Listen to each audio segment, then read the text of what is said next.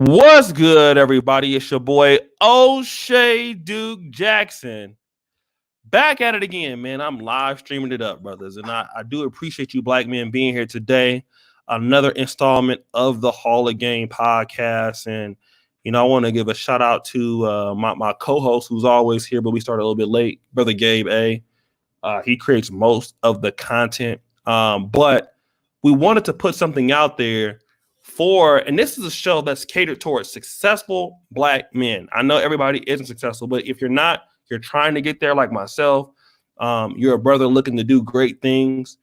We touch on entrepreneurship. We touch on brothers who are non-traditional students. We touch on the traditional pathway. We also touch on brothers who are trying to switch their careers. Okay, so you're trying to go from one level to the next.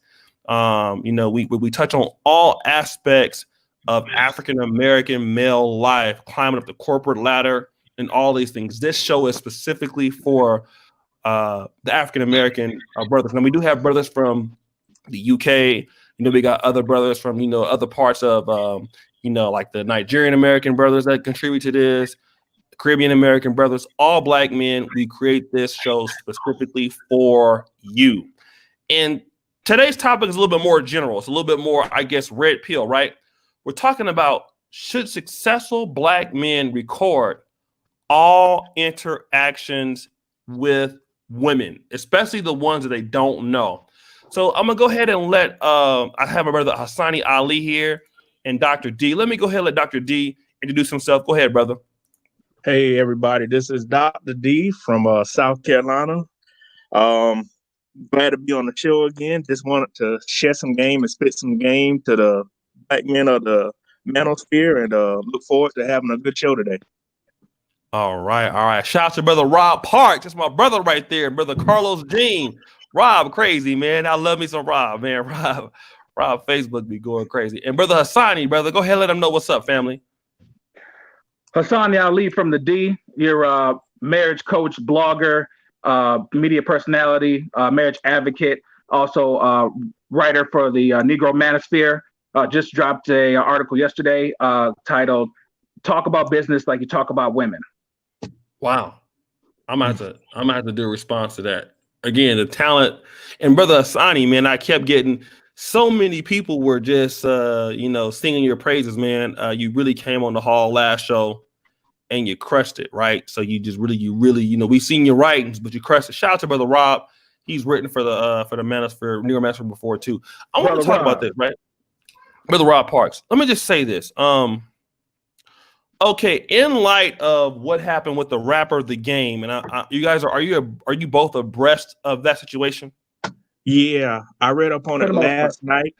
I read up on it last night. He basically didn't show up to court, and the young lady she gets his royalties. It's worth $7 million. She gets his company and his royalties for future recordings. Right. Okay. And I believe that this young lady's name is Priscilla Rainey. And yes. And the reason why I'm using The Game as an example, because even though The Game is a rapper, he's an entertainer, obviously to a certain degree, to be able to stay around as long as he has, there must be some element of working hard, being consistent and stuff like that. So in the context of being successful, even though The Game is a gangster rapper and a rapper and all that, he's still a successful black man. And he has a lot to lose, which he did lose, right? And let me just say this before I'm gonna be a little long with it. A lot of black men that come and listen to these shows, maybe some of the brothers are not at the level of Hassani or the Dr. D or a Dr. Kenyon Meadows. So you have a lot of brothers who have, they're using the motivation to be successful that they've been. I haven't got the woman that I wanted. I haven't got the things that I've wanted. So I'm going to work hard to achieve these things. And one of the motivations to having a lot of money as a black man, because in the black community, you don't even have to be like a millionaire to be in the top 10%. I think like top 10 or 15% earnings of black men might be like $90,000 a year or $100,000 a year. To be a black man and make $70,000 or $80,000, that's a very good career as a black man, right? And then one of the things that we want to do is, because we've worked hard, we want to be able to enjoy our money in upgrade the things that we have: clothes, cars, money, lifestyle, and obviously women. Because as you upgrade your lifestyle and things, you get better access to all the stuff, homes, networks, friends, women, and all this. The issue is the times have changed, and a lot of brothers don't understand is that once women know that you have money and that you are a guy that has some success, there are people out there, both men, and we talked about that before, both men and women who are targeting you. Shout out to Uncle Markel. And they're targeting a lot of the professional black men out there. And these women are not necessarily black. A lot of these women are non-black, right? It just so happened in the case of the game that they are non-black. And so now you have a lot of people, since the Me Too has started, bigger people, lose, go to jail, Harvey Weinstein, Bill Cosby. And now President Mike Pence, I think like last year before, says that he won't even meet with women at all unless the conversation is recorded, it's in a room of other people. And for a lot of brothers, it's like, damn, well, I've worked so hard to get to where I'm at, and now you're telling me that I can't even get my holler on, or I can't be alone with a chick because she might call this or that. So my question is to you, brothers, should successful black men start recording every interaction that they have with women that they don't know? I think you should. Absolutely. Yes. Okay. Protect your ass. Yes, I definitely would do it. Even at work, sexual harassment and everything is so big right now. I don't even speak to women.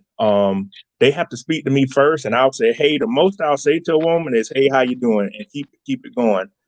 And the thing now is, any women, you were saying earlier, women of any race are looking to take down men. The pickings for decent men are so slim, so women are trying to do whatever they can to get a decent man. And if you have your shit together, if you have a car, you have a house, women are going to come after you. So you got to protect yourself and protect your name. And as Kevin Samuels would say, protect your image, because that is everything. I personally, if we go somewhere after work, the times I have went, I will not be the only guy that goes with a group of women. And if we do go, we meet up there. Nobody's riding with me. I don't want to walk anybody to their car, because that's usually what men do. Like, you on your own, because if we turn that corner and you don't like me, you can say, hey, Patrick grabbed my ass when I turned the corner. Right. So, yeah, so you have to be safe. Okay, let me shout out Tony Davis again, Uncle Markel, Jero. Peace, O'Shea and brethren. Just wanted to say, keep up the great work and check us out at Watch Jero Black Dawn. Check us out. Let me know what you think. Blessings. I tried to go to your YouTube channel the other day, but I didn't see any content there. But I will definitely check you out at Watch Jero. Thank you, brother. What do you think, Brother Sonny? Oh, absolutely. You have to protect yourself, and especially with an environment like this. And I'll tell you, I mean, one of the benefits of being married is you have someone on your side when you go to make business deals and negotiate. Because whatever she may say, you have someone to vouch for you.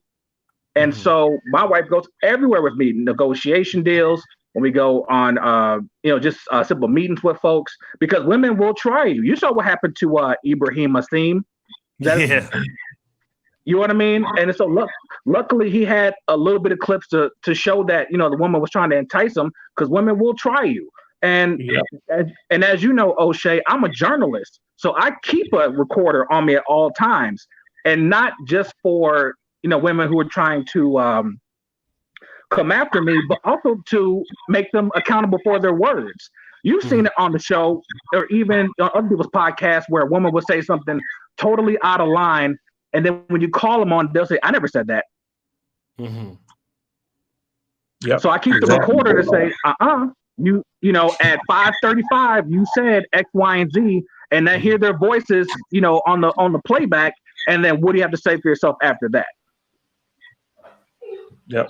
And this doesn't just go. This doesn't just go for the top tier men. This should go for all men. Record all of your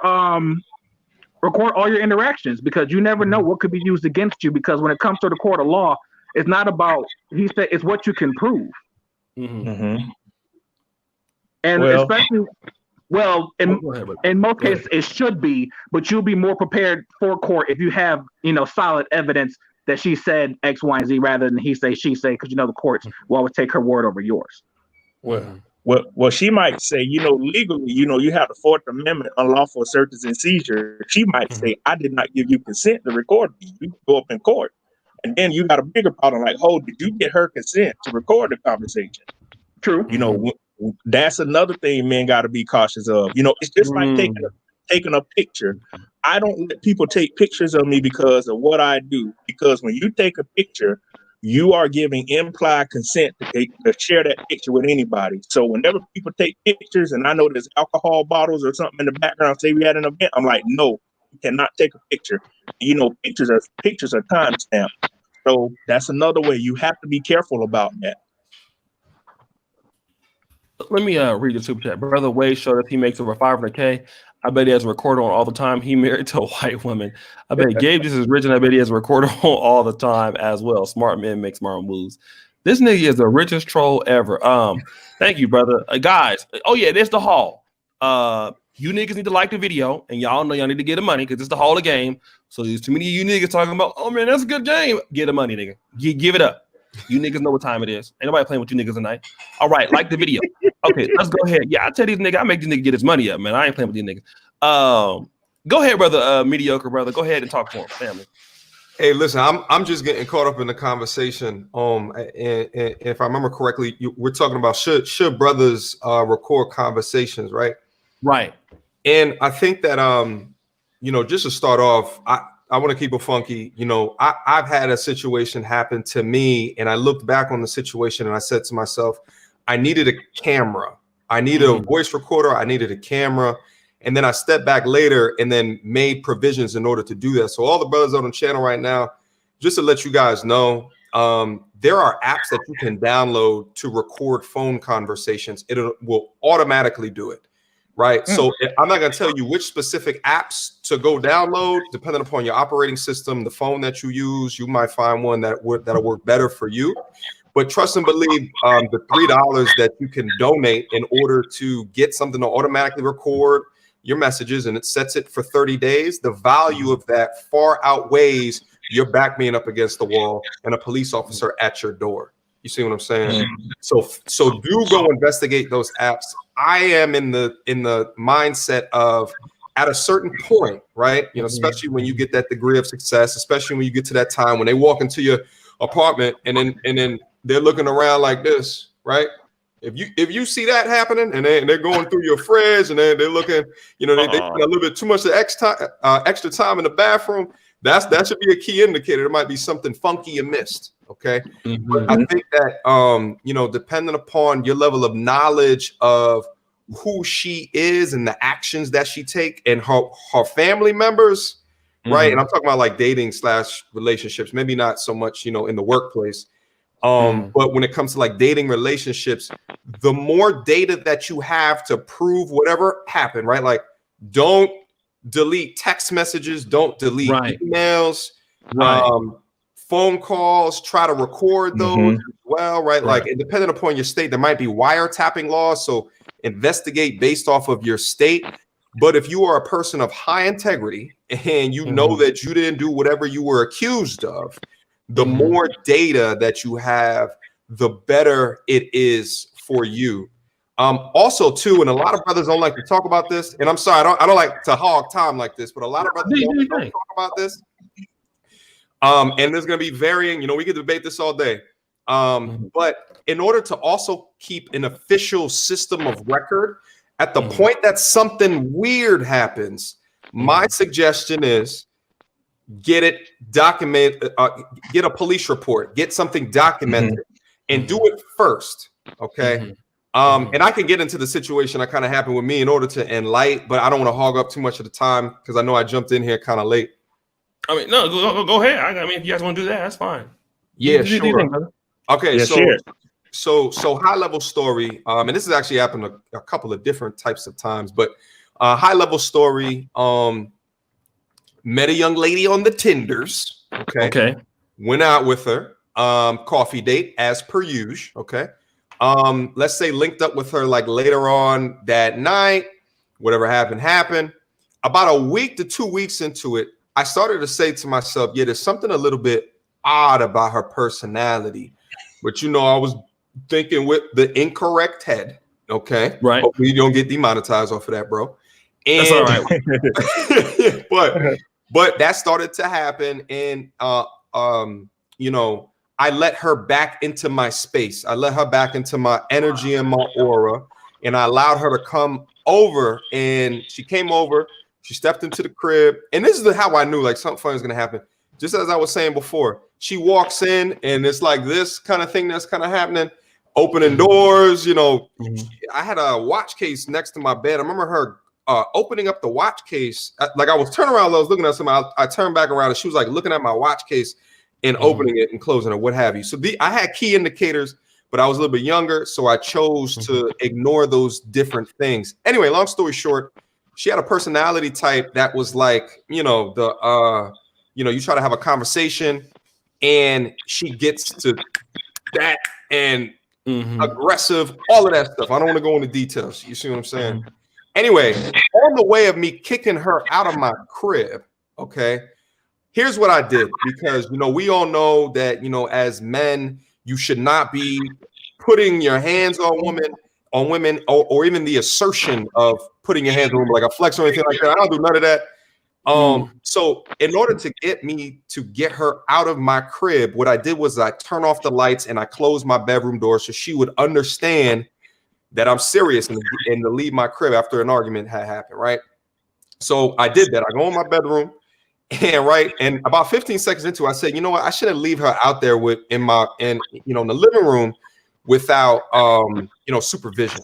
And as soon as I opened the door, she closes the back door. There was 2 doors. She ends up closing the back door. I run up behind the back door. I lock the door, and I slept pleasantly that night. It was a fantastic slumber because I was happy that, you know what I'm saying, situation was over. All right. I wake up in the morning. I cannot find my keys in my wallet. Gone. Whoa! Gone. Damn. I cannot find my keys in a wallet. And at the time, I'm just like, no, there's no way that she took that, you know, because although I knew that there was something like wrong, there was something amiss, I wouldn't have thought that crazy, right? So about 2.5 hours later, I click off the I contact my manager. I'm like telling him, I didn't tell him my keys in my wallet was missing because that looked kind of weird.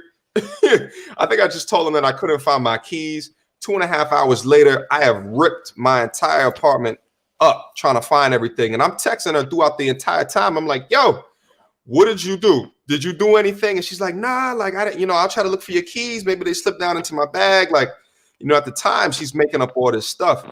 Anyway, so then my neighbor goes behind the building and he walks out the back door and he sees me out there like looking for something. And he's just like, yo, you okay?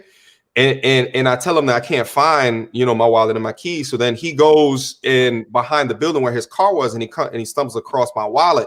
He's like, yo, your wallet's here. And I'm like, oh, okay, my wallet's back there. She has something to do with my wallet being behind the building.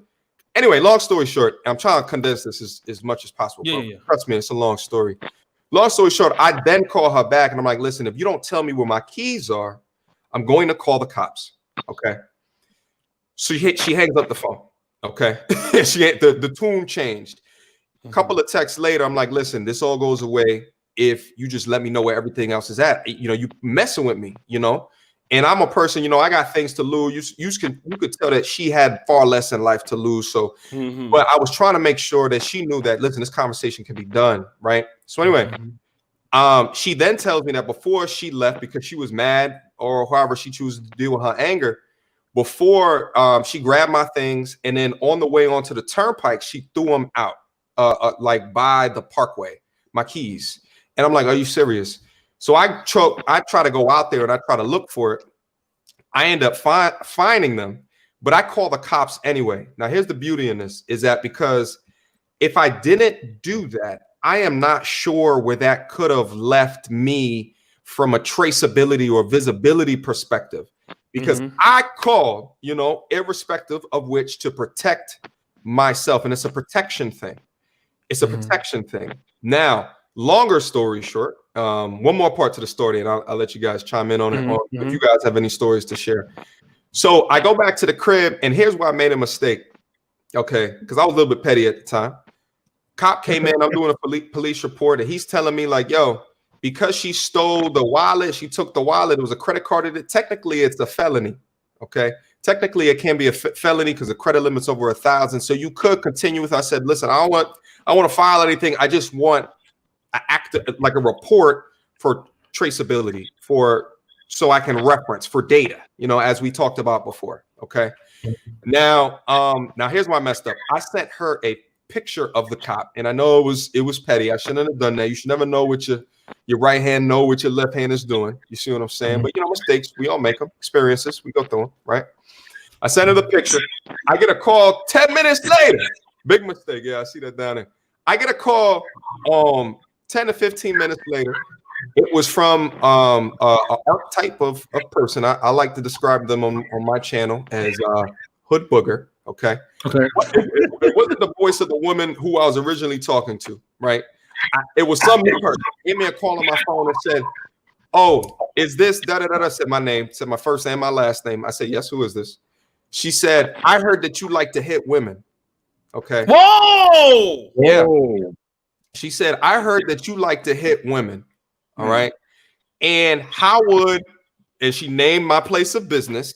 How would place of business feel about knowing that you beat women, that you choke women? And I'm like, wow. Excuse me? Excuse me? So and I'm trying to condense. I'm trying to let you guys know the craziness of the situation. And at that point, I was terrified. Now, here was the shining light. She ended up, and the friend and the lies that they concocted, calling the cops. Here was the shining light.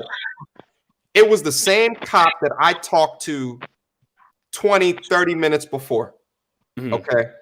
And here's another shining light too. She's not smart, and her hood booger girlfriend are just not smart people. So the cop, in hearing my situation, the fact that I called first and all the data that, that he had on the situation as I reported it, versus what she was saying, he didn't believe her. So he never even came back out or anything like that. But it just, I wanted to share that story as it goes to show you now, no matter, now at the same time, I wish that I had my phone enabled to voice record so I can, have it here today to like share with you guys, but I didn't have that. So now I have that enabled on my phone, and I called the cops in order to get another point of reference of my side of the story. And then look what happened on later. So I wanted to share that story. That is an awesome story, bro. Yes, it is. I'm gonna respond to that. I'm gonna download this video, cut that part out, and respond to that story. There you go, bro. I wanted to say something before we go back to our brother Hassan. He got the nice suit coat on, man. I gotta get a mic back to him because he looking real presidential. You know what I'm saying? But I will say this, man. One of the things, you can take the best offense is a good defense, or the best defense is a good offense. However you want to interchange it. I will say this, man. I never let people I don't know come to my house. Never do I do that. When I came to Poland, right, for example, Poland is a lot different culture than the United States, where, they don't throw around the Me Too stuff over there or whatever. But even in other countries, I'm very peculiar. Like one time, it was a friend of mine, Polish girl. She tried to help me turn on the fire in my house. I didn't know how to do it. I was literally, she came over, she did it for me. She's like, "I'll come over." I was like, no, you can't come over. I was literally terrified because what she might say. Like, that's where I'm at right now. Yeah. I think a lot of black guys, number one, fucking with chicks at your job, that's absolutely a no-no. No. Meeting chicks on Tinder, I know guys do it. Do it at your own risk. But if you let motherfuckers know where you live, a chick has no problem coming over, fucking you, sucking your dick and all that shit, and then looks at what you got, where you live, your passport to your apartment, and then go tell some other niggas like, "Yo, man, this nigga," and she might get you hit and don't even know. Like, "Man, I was over this nigga's house. He got blah, blah, blah, blah, blah. He live over here." And next thing you know what I'm saying? So a lot of brothers, when you have nice shit, it's not for you to show these motherfuckers that you got nice shit. Like, a lot of black men got that bad. And when you have nice shit, your nice shit is for you. It's not for the hoes. It's like when you first start getting money, you're gonna be like that. And for some of you niggas ain't got no money before, when you first get it, you're gonna do the shit that's done. You're gonna let hoes come over your house, you're gonna be letting them try to get impressed. When you first get money, it's like when you first Brother Hassani, remember when you first got a car, you was driving everywhere, your friends was calling you and shit. Oh, give me gas money, I'll take you. But after you've been driving for a long time, you're like, man, I ain't even trying to go there. Fuck that. I'm not going nowhere unless I got somewhere to go. The same thing when niggas start getting money. When you start getting money, the first one thing you want to do is impress these bitches. Once you get over that, okay, you get used to bitches eating up all your shit and shitting on your bathtub and all that, fucking your shit up. Hey, your shit is for you, man. You never let these hoes come over your house. All right? Make them earn coming over your house if you're gonna do that. All right. Another thing I want to just say before I give it to Brother Hassani. A lot of black men got this bad. New hire bitches. Okay, let me just say this real quick. Some of you guys are top performers in the company. Now, if you guys who work at call centers, places like that, some guys don't have to deal with them, but sometimes you work in situations where they have big training classes. If they should happen to sit somebody with you and you train that person or whatever, you never fuck those people. I know that's hard. It's hard because what we're not talking about here is a lot of bitches throw pussy at talented black guys, right? I mean, it's what it is. You're a guy, your brother ain't supposed to be there. They gonna throw it at you. How I look in his dress, blaza blaza, text messages. Let me get your business phone. They'll hit you up on the business email. And sometimes as you become more successful, you're not really used to this quality of coochie talking to you. Some of you niggas will never get tested until you get some money. This is where a lot of niggas fall short. I'm gonna be honest. Some of you niggas ain't never had no ass before. We're gonna be real. Some of you niggas are smart and you never had no ass, you ain't got no game, and then here you come, the first piece of pussy thrown at you, you fired. You got to understand what you're dealing with. I'm going to turn and rock over to Brother Hassani. He got the suit on. I'm going to let him go ahead and rock, brother. It's just like they say in football. You got to act like you've been there before. And what I mean by that is if you've been on a football team, the one brother who never scored a touchdown, never, drained the basket on the court. And when they do, they celebrate and they hollering, taking focus off of what they're supposed to be doing, getting back, on defense or whatever. And so when you are accomplishing things, you're supposed to act like you've always been in that realm. Even when you're upgrading from, you go from 50K to 60K, you go to 60K to 80K. As you keep climbing, you have to be able to to address yourself, to be in that demeanor like, hey, I've been in this situation. I'm going to keep getting better. I'm going to keep climbing this ladder, whether it's entrepreneurial or if you're in the corporate world, because that's what you desire to do. And like you said, brother O'Shea, I've seen it where brothers who I used to work in a mortgage company or a mortgage industry, and brothers who just fresh out of college making 40 grand, 50 grand, every check they spending money on shoes. Every check it's something to impress the females. And I'm sitting here, I mean, I'm 30 now, about to be 31. I'm sitting looking at the young brothers like, what y'all stocking up on the shoes for? And all the ladies like the Forces, the Jordans, I'm looking at the closet and I'm like, man, you could have been put a down payment on a house. You could have been got a rental property. But to segue into the topic, I've never had anything that major happen to me. MCR, that was a hell of a story, man, like for real. But I've had I've had very minute things happen to me where, I'll give you an example where go ahead, brother. I'll give you an example where the one time, well, this was when I was younger, like my wife and I, I had to been like 25 maybe. And I was actually out on a business lunch with a woman. And one of my wife's mutual friends came in who knew her and who knew my wife at the same time. So they tried to start exchanging text messages like, what's he doing? Like, why is he there with her alone? And mind you, when I told the woman, let's have lunch, discuss her business idea, because I was going to put some money behind it. There was nothing sexual about it. There was nothing, leading to any kind of promiscuity, anything like that.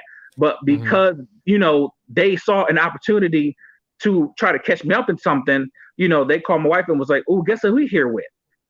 And my wife was like, I know he's there. I knew he was there. I knew he was getting dressed, what the business idea was.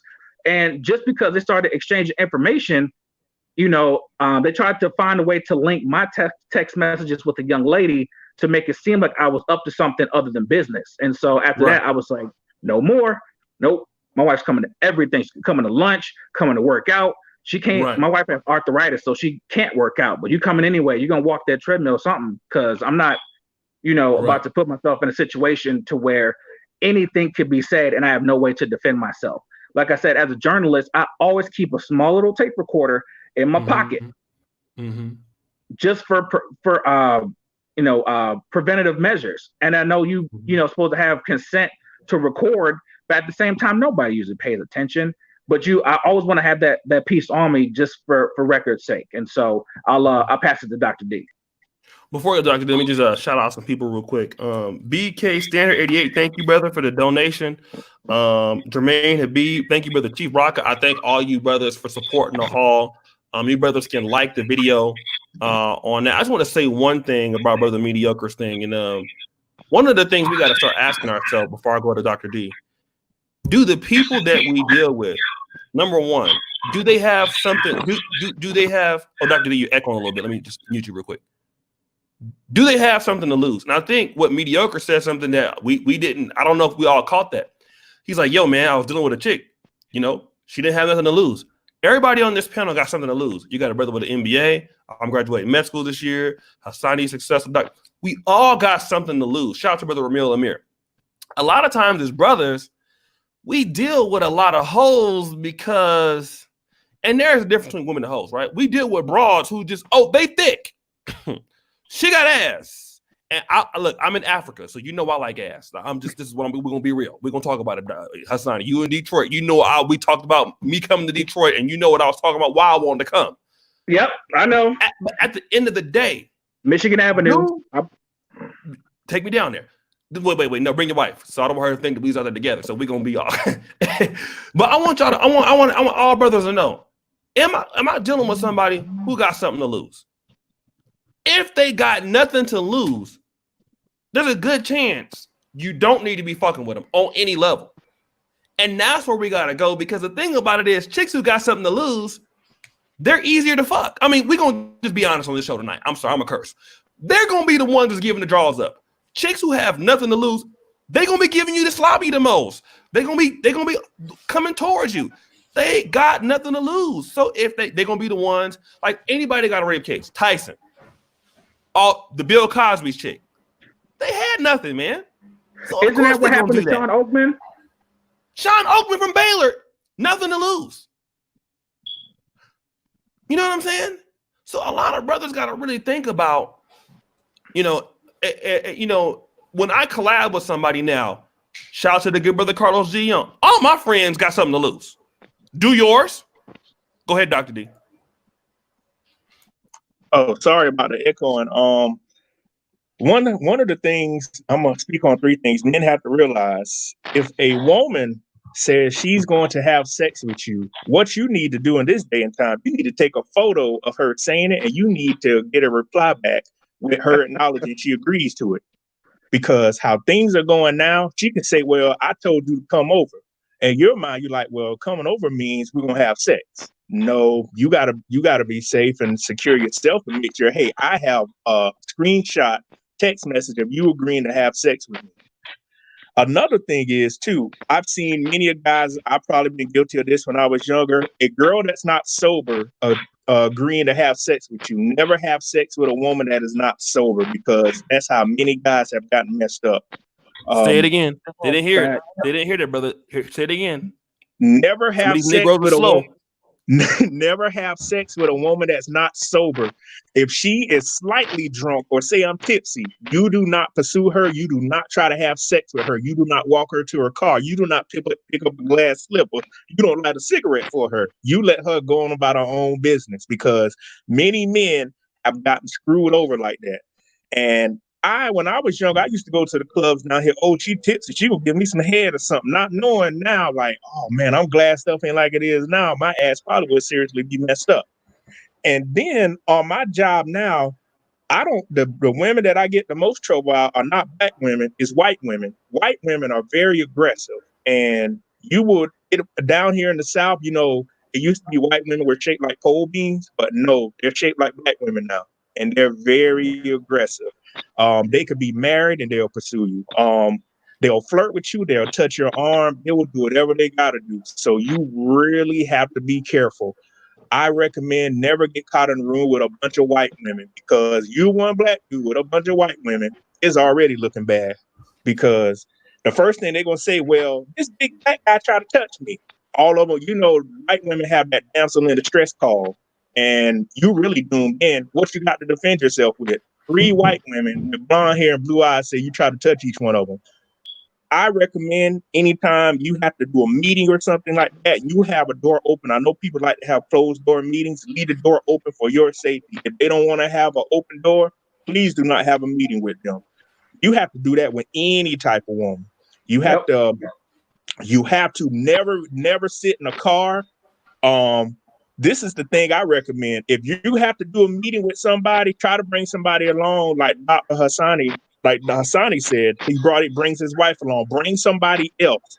Never meet a woman. If you meet a woman, meet her like at Starbucks. Don't try to meet her at a place where nobody can see you. Meet her where there's other people around that can vouch for you, that can say, hey, I didn't see that guy touch that woman, because anything can happen now. If a woman knows you have anything positive going for you, it is over. They're going to try to take you down. They're going to try to Facebook Live you. They're going to try to do anything. And with this, I don't use it. What is it? Snapchat and all this crap where these guys done got caught. They record them and everything.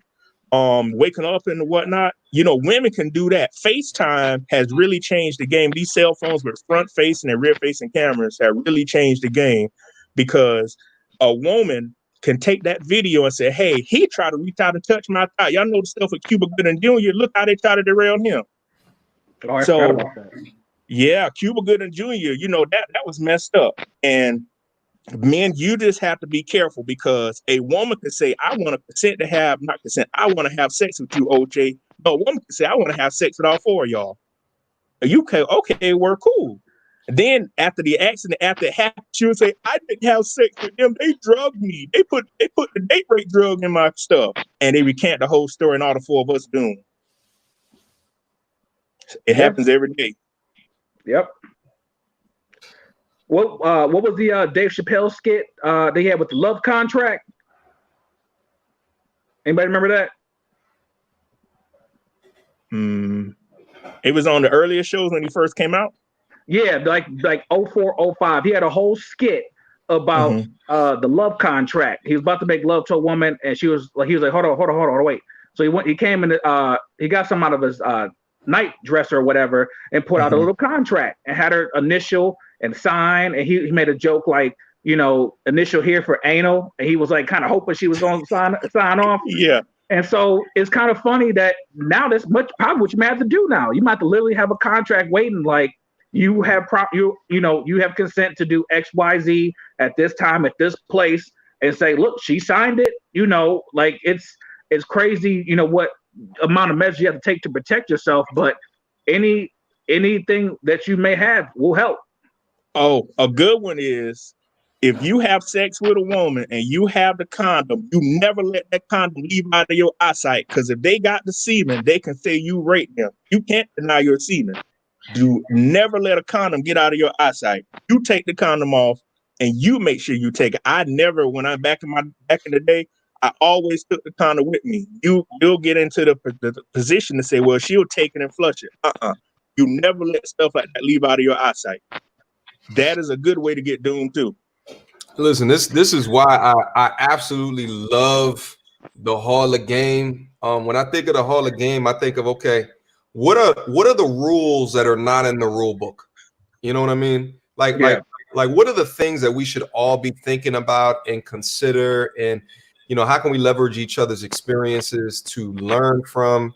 You know, what can we glean? Where can we take that? Like, that's why I love this platforms so much to be able to share this type of information.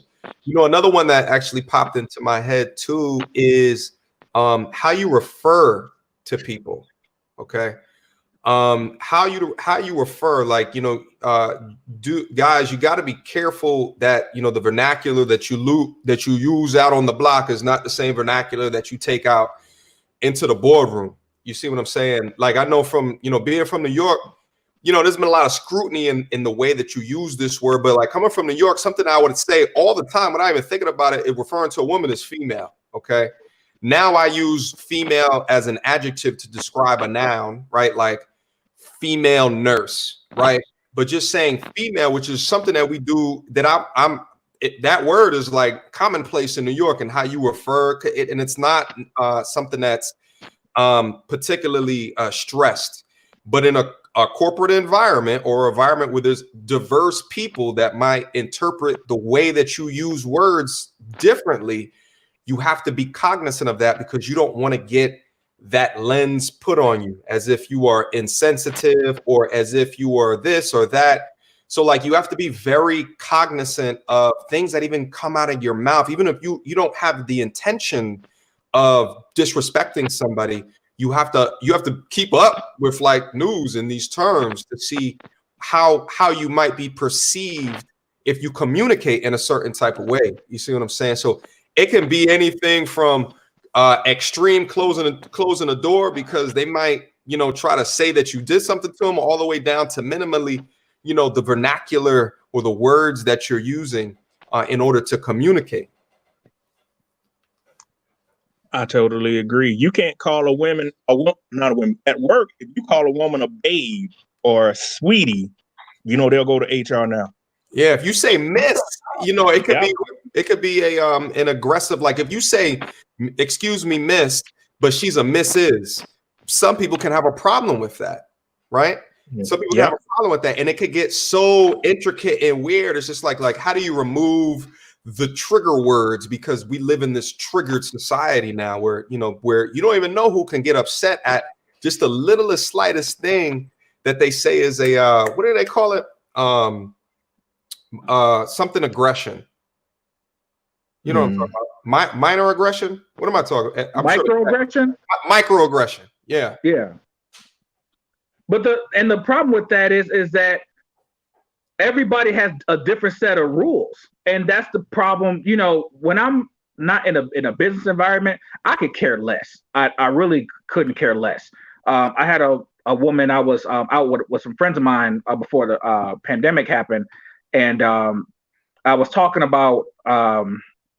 Ironically, I was spitting some game to a woman because she was basically talking about how she was looking to get married, but she cheated on her boyfriend.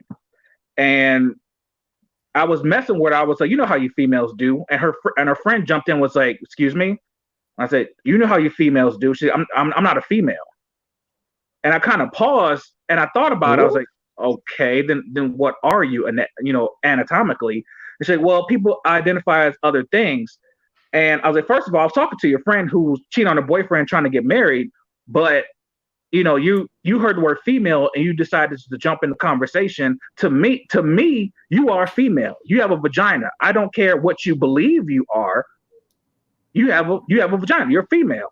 You know, and I told her, I was like, well, I identify as a 62-year-old white man. And she kind of looked at me crazy, and I was like, that's exactly how you sound. And man, you over there. We're good. A white man with good credit, you know, trying to get these lines of credit, you know. But it's crazy how you have to abide by everybody's separate rules, right? And at some point we have to say fuck it, because you could literally make a Facebook post saying take advantage of the day and be productive, and somebody would say, oh, what do you mean take advantage? Who are you taking advantage of? Did you not read the context of the message? People are looking for something to complain about, and that's what is wrong with the society, is that everyone's finding something to be a social justice warrior on. And it's like, we have other issues. If you're worried about word choice, then you have nothing else going on with your life. I'm sorry. Like, how many of us have been called the N-word since birth? Right. has anybody stood up in March? No, you took it on the chin and kept going. And so the problem is that we're giving too many people microphones to announce what their struggles are so we can feel sorry for them. And I'm not going for that no more. I'm sorry. I agree. Mm-hmm. You know, let me jump in on this. Oh, go ahead. 1 second, Dr. D. Let me just shout out the super chat. Brother Gabe a married man, him and Ramil, man, they've been having this pump and dump beef for like a long time. Shout out to brother Ramil Amir, another YouTuber that's really, really, really going strong in the minister space. Shout out to him, Dr. D. I like to ask about their thoughts on vasectomies. Better safe than sorry. Okay, we'll put that on Dr. D. Make sure we don't forget that. Gabe a married man, was accused of rape as well. Did a show on that be responsible for court? Oh yeah, I did hear that one.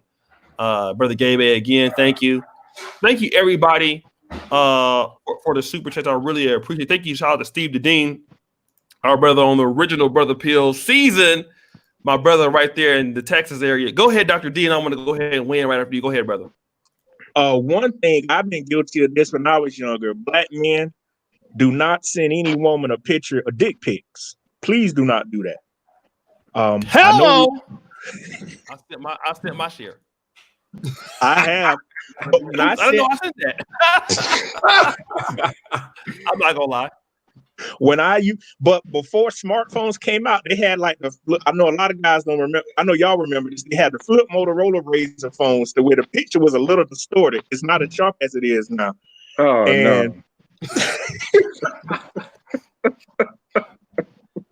And you know, when I was young, I was going to college, man. I was like, oh, let me show you what I'm working with. Click, click, click. Not knowing, oh man, right now that is a crime to send a woman a picture of your dick. And a lot of black men do that sparingly, like, hey, I'm gonna show you what I'm working with. Let me send you a picture of my dick and the balls. Next thing you know, she could say, hey, he sent me a picture of his genitalia. She goes to the cops, you can get hit. Do you know a lot of these charges you get charged with, you could be forced to register as a sex offender. A lot of black men don't know that. Sex is, I don't know the exact legal terms, but you could be forced to register as a sex offender for the rest of your life for sending a dick pic to a woman. The thing is, if the woman don't like you, she'll do it. But if she likes you, that's the bad part. We discussed this, I think, last night. If they like you, they don't care about it. But if they don't, they're like, I'm going straight to the cops on you. Yeah, the rules are subjective. Yeah, and HR in a company, black men, once women go to HR in a company, it's over for you because HR is on the backs of women. Once they throw human resources in there, it's over. It's a wrap. You might as well go ahead and try to resign and get the hell out of there. Let me I'm going to say one thing. I know I'm a little bit off, but one of my mentors is a millionaire, and he is the only mentor I had that was a millionaire, and he was Filipino. I didn't get to spend as much time with him as I like, but he taught me some few things. One day I asked him, you know, one thing I will tell you, brothers, if you know people who are rich, always ask if you can join them for lunch and if you can pay for it. It's always impresses wealthy people because people are always asking wealthy people for money. But if you can get a mentor, ask them if you could take them to their restaurant or their choice to talk to them. So always do that. If there's a person that has money and has stuff, if you ask them, can you take them out to lunch and can you take them out to dinner? It always goes a long ways, right? Because then they'll open up some real game to you. Yep. He owned like 200 group homes in California, something like that. It was a lot. And group homes is big money. People who don't know that. Mm-hmm. So, but when you looked at him, he drove a van, and I mean, like he had nice shit, but it wasn't like you could tell it, right? And what he would do is, if he would meet a female, he would show up at their house in like a beat up van. He would show up, you know, they didn't know that he was rich until he found out, like, you know, they was cool. He would never bring him back to his house or whatever. He would just go out with him. He would talk to him, stuff like, see where they're at. And then once he got comfortable enough, he would, you know, take him to where he really lived. And what he taught me with that is I never tell women, for the most part, like the only reason that YouTube knows that I go to school in Poland, because I was living in Poland and people would wonder, like, why the fuck are you in Poland? I would never tell a female that I'm a doctor. I would never say that. I would never want to be referred to as Dr. O'Shea, or it's not your business. If I'm a doctor, that's my business, not yours. You know, when you're meeting me, you're not meeting a doc. I never lead with that. I never lead with I'm an accountant or I'm an MBA. Never.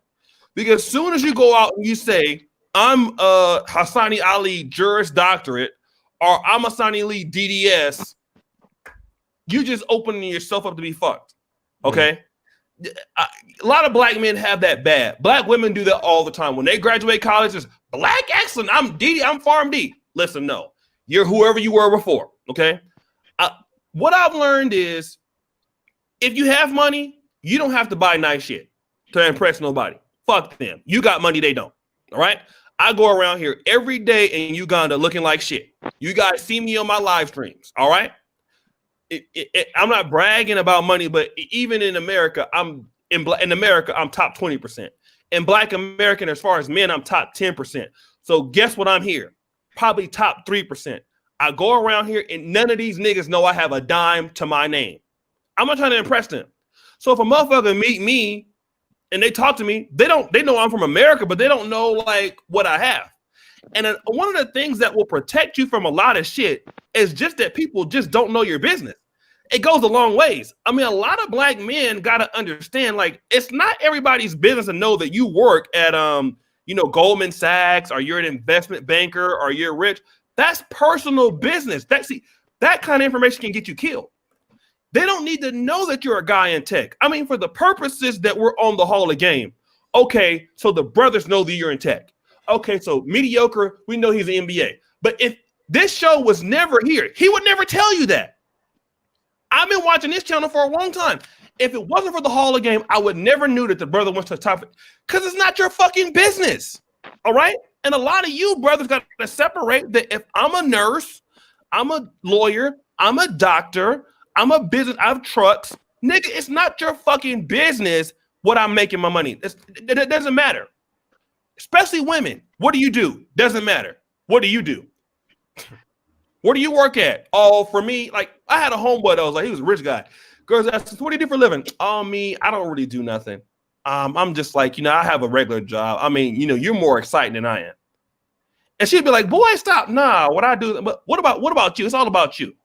And see, those are the smart guys. If a woman really likes you, keep the motherfucker guessing until she proves herself. Don't tell these motherfuckers what you got, where you live. Oh, where you live? I live in Beverly Hills. Well, she know you got money now, dummy. I mean, you know what I'm saying? Don't tell them. Fact. I even have homeboys who give chicks fake names. What's your name? Napoleon Kaufman. Now, anybody know Napoleon Kaufman played running back for the Raiders in the 90s? You know the Hassani Ali, right? Because you don't know that. Who you are? Napoleon Kaufman. Levon Kirkland. You know what I'm saying? A lot of you, I know I'm being long-winded, but a lot of brothers are like I said, for a woman, she can brag about what she has. In today's time, don't tell nobody new. You don't go on Tinder. Yo, my name is DeMarcus Love Experience. I'm a doctor. I'm whatever. I mean, I had that on my Tinder profile like from 2015, but I wasn't I'm like, oh, I'm studying medicine in Poland or whatever. But in America, if I'm actually in America in 2020, I'm not telling nobody what I even told my mom, stop telling motherfuckers at church I'm graduating school. It's not their business. Facts. They don't need to know. Yo, I tell them. Okay. I tell them one of my side hustles, bro. Like if they ask me now, like, oh yeah, I do photography. It could, because just like you're talking about, bro, it makes you a target for men and women, men and women. For women, right. Like you may have more opportunity to get better versions of them, or at least better looking. But at the same time, too, like you'll have guy friends around you that are there for whatever it is that you're achieving, right? Mm-hmm. So it's like, well, how do you pick out of that, right? Like, and it's like, well, the first step you have to do is being able to make sure that they're in it to be around you for the right reasons. You see what I'm saying? And you can be able to prove that more readily through their actions.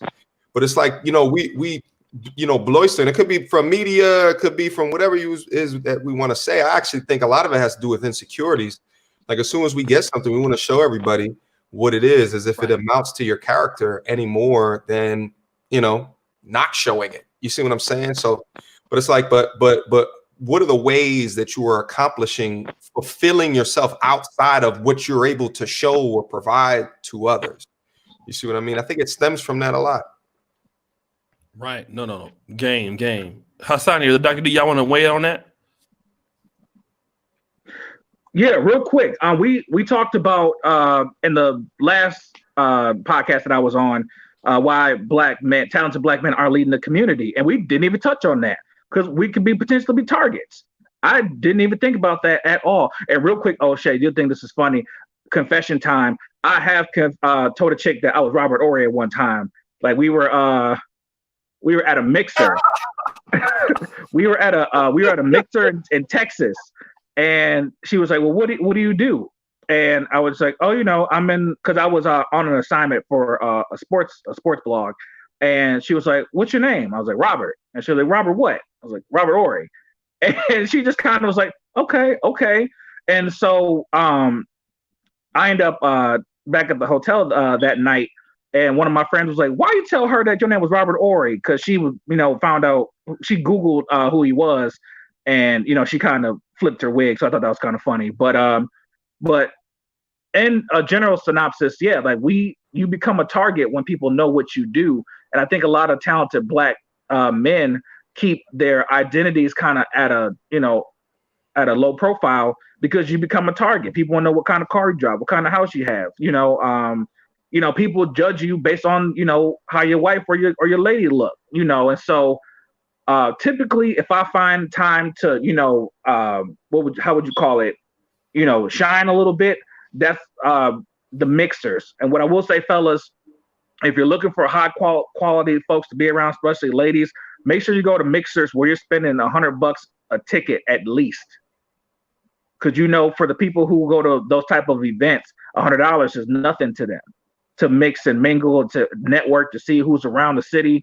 In Detroit, I don't, frequent in that many places because, again, when people find out who I am, it's always, hey, brother, I got this business idea, or can I get a loan? And again, it's like, I'm out and about. Like I have no problem helping folks, but at the same time, people will come to you for outlandish stuff. And so you want to always make sure you're protected at all costs. And again, I think that's why a lot of prominent black men don't keep a high profile, because you're a target whether people are trying to come up off of you or trying to take something from you. Now I'll pass it to Dr. D. Well, one of the things that I have a Facebook profile picture, but I don't post. A lot of black men, I've seen people do this. What people don't realize, when you buy a house or something, stop posting you're getting a house or you're buying a house. You know how many people can't afford a house? So that's one thing that'll all, like O'Shea was saying, that'll go ahead and put a target on your back.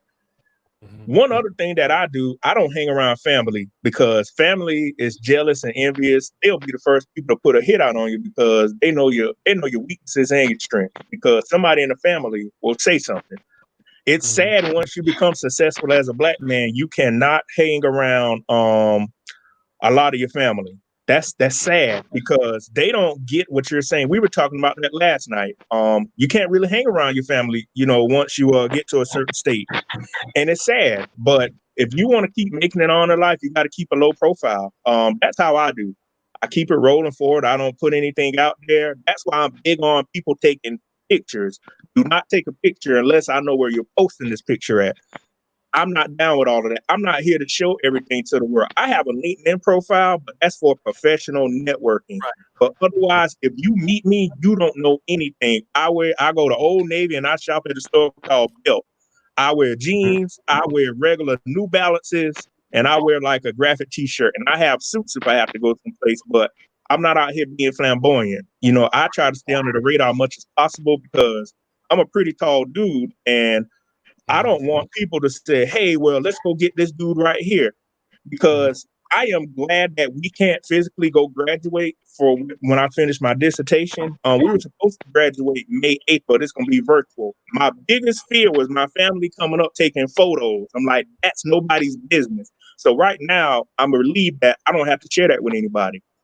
That was going to scare the shit out of me. I said, that's nobody's business for when I'm graduating. They didn't put work in. Why they need to know about it? And my thing to them, they're like saying, well, it's an accomplishment, but I'm like, no, I don't need that. I don't like that kind of heat coming my way. I downplay things a lot. That's just how I am. Let me just jump in here real quick. Shout out to Uncle Tony for the $49.99, brother Marcus. I got a video coming out, man. I'm gonna really talk about this. A lot of times, some of you brothers need to use aliases when you meet these people. And like I said, let me give you some real game. You know, everything is traceable, right? So I'll tell you what. I did a video about burner phones, and this is why a lot of you niggas need them. It's not even that, you know, you trying to hide something, but number one, stop. You know, get a burner phone. You know, maybe this is shady what I'm about to say. Might see a homeless dude on the street. Tell the nigga, I'm gonna give you $50. Go get this phone activated in your name. I know this sounds shady, right? This sounds shady. This is shady. Go get it activated in your name. Come give it back. Here go $50, right? Take that phone, put it in your trunk. Okay. Whenever you go meet somebody, this is real. This is the Hall of Game. So it gotta have some shade to it. Put it in the trunk. Meet somebody. Your name is Napoleon Leroy Leviticus Jackson. Okay, like it got to be long, something crazy. That's the phone that you're dealing with her on. Never add them on Facebook. Never add them on Instagram. That's the phone. All right. So if you try to say anything, she can't trace it back to you. She try to lie on you. She's not gonna be able to trace it back to the phone. It's gonna be traced back to somebody in another. She ain't gonna be able to. Leviticus. It's Leviticus and stalking. No, it's not even gonna work. Let her deal with the burner phone. Okay. A lot of brothers got to start. Now I know we said don't lie to women. You're not really lying to them. It is lying about your name, but to a certain degree, lying to them about what you have and what you do and your name and your identity. That's good, right? Sometimes you might give them a whole different story. I'm a truck driver. I play the organ at St. Ives Baptist Church. So if you try to put something on you, she get mad, you won't talk to her no more. She gonna be calling St. Ives Baptist Church, don't exist. Calling up to the trash company, you don't work there. Sometimes you might have to really, because see, women have plans for you in an exit strategy before you even meet them. Okay, women have aliases, they have backup phones. Like, do you know how many times I've met up with chicks? They got like 3 phones. And they all like they got a phone that's a smartphone, and then they got a phone that's not even a phone. It's like a flip phone. These bitches be having all type of shit, and I'm thinking like, why the fuck do I got this one phone? No, now the game is gonna be changing. So successful black men, we gonna hit them with the same shit. 37 phones, 37 numbers, different niggas' names. No, we not selling drugs, but no, you got to do that because why? In case something happens. And I'm not saying it might not even be sexual. You might need it because if you give her your information, Instagram, and all this, what if you fuck with a motherfucker that's crazy and they know where you work? And they know you a doctor, you a lawyer, whatever. You fucked. What if they go and start posting about you on Facebook? You're fucked. And just a lot of times when you're a professional, brother, is when you get an allegation of anything, is guilty until proven innocent, and still is still guilty, right? I'm gonna tell you what's the guy's name. I'm gonna turn it back over. What's the guy's name? Anybody ever heard of Bishop Noel Jones out of Los Angeles, the preacher? No. All right. So anybody heard of Grace Jones, right? Yeah, I heard. So Grace Jones has a brother named Bishop Noel Jones. He's one of the biggest preachers in California. All right. Y'all niggas know he had a church in Gardena. Bishop Noel Jones is one of the most eligible bachelor motherfuckers that's in the pulpit for years. He been fucking bitches like crazy. He would go preach on Sunday. And do you know what Reverend would do? He would put on a wig, some sunglasses, and go to the club on Sunday night in Beverly Hills. It was called The Gate. And it would be like, this nigga look like Noel Jones with a Jerry curl, right?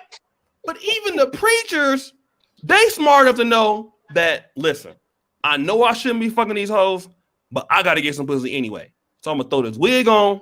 I'm going to throw these shades on. and I'm gonna go holler at somebody tonight.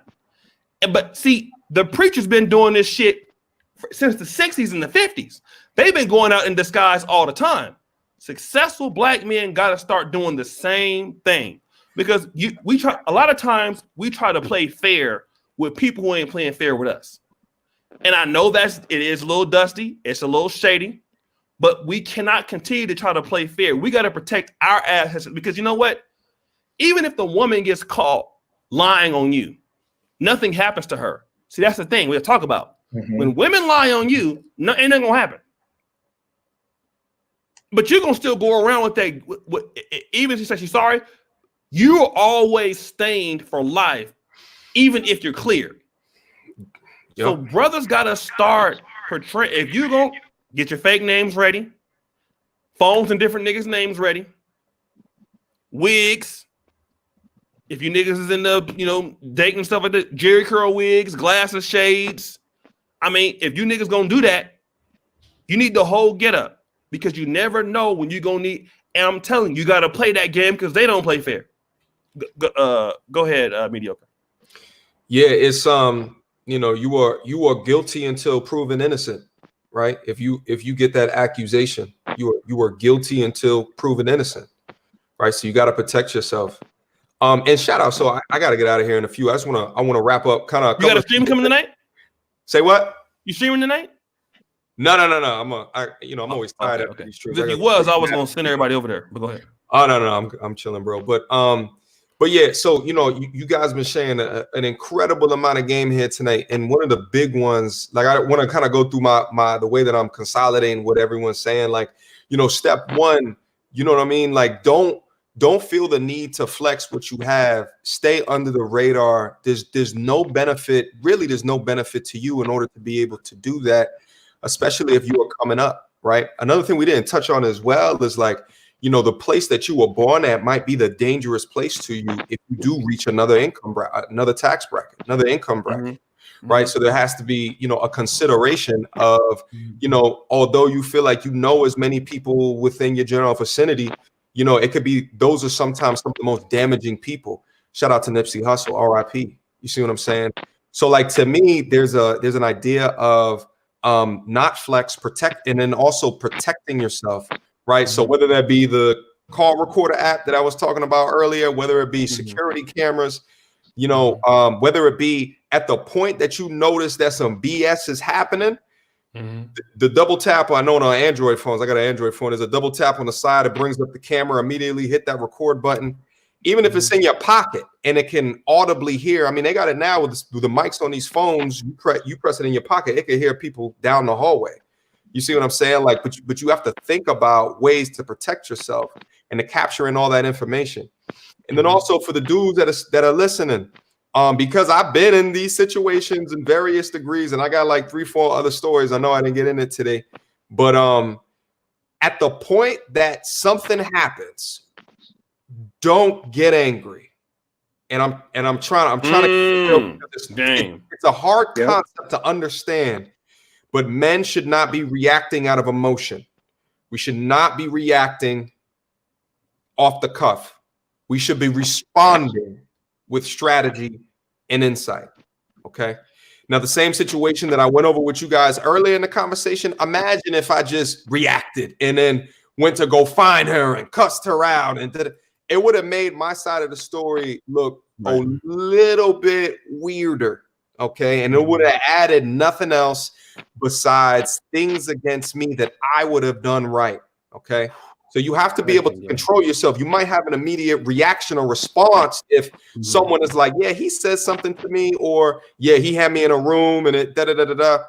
It, like your immediate reaction, of course, because you might be angry with that, but keep that in.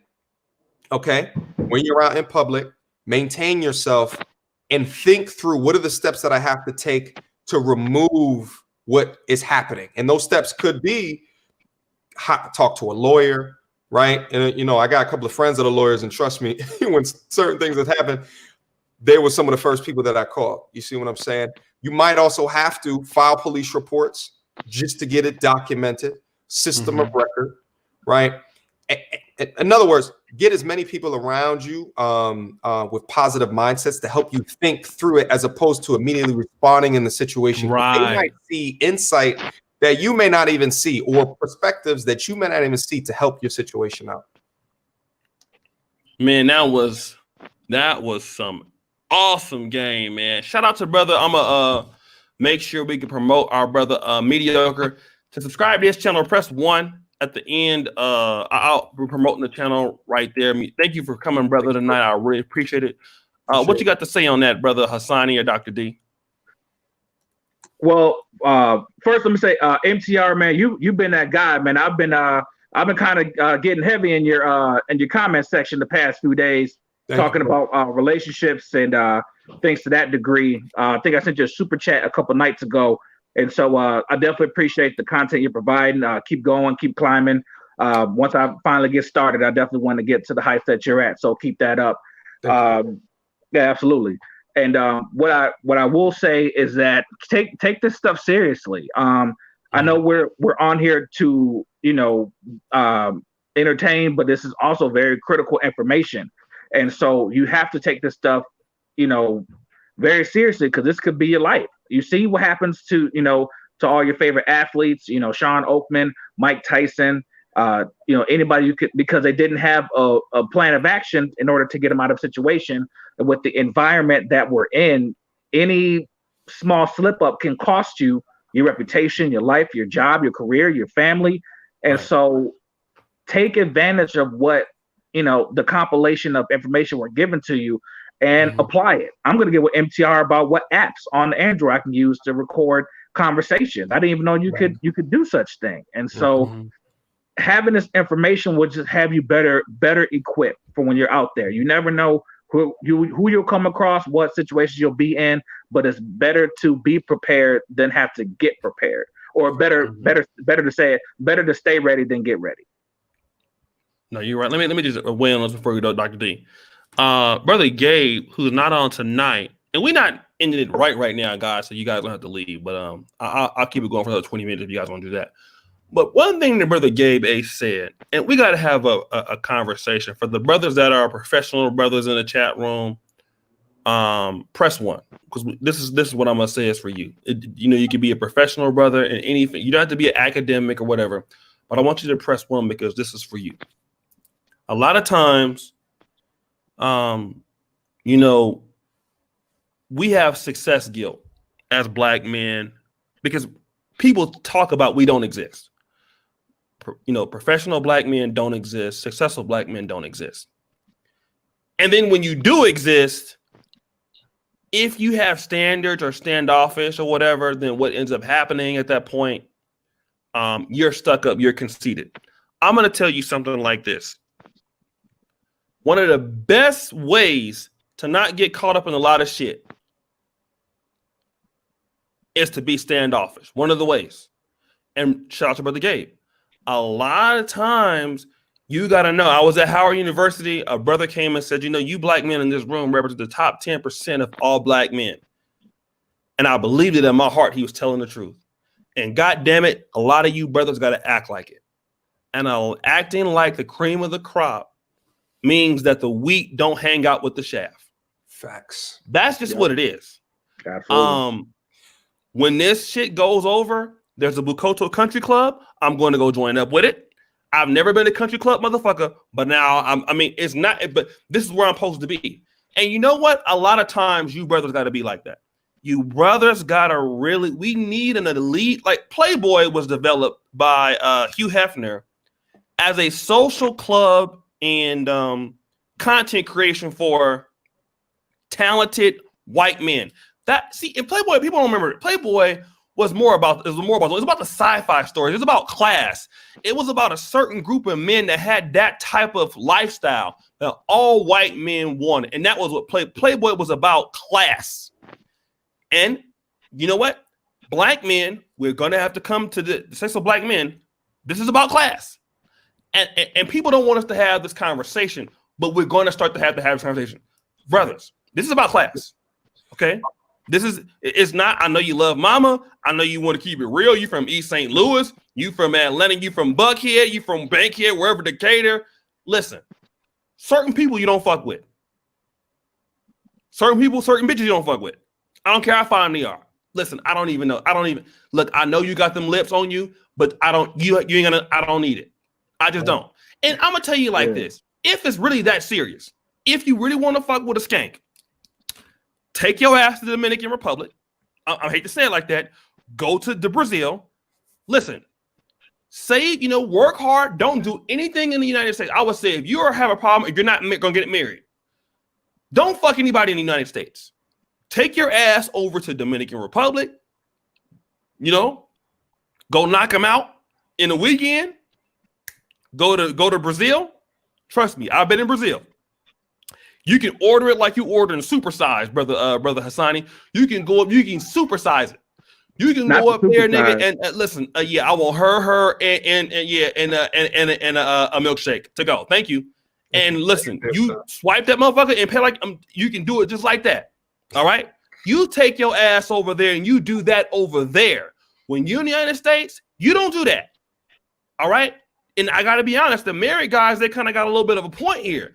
The brothers that's committed to marriage, because they're least likely not going to have these problems. Shout out to Brother Douglas. But I want you brothers to understand that Black men got to be more serious about this is about class. This is about status.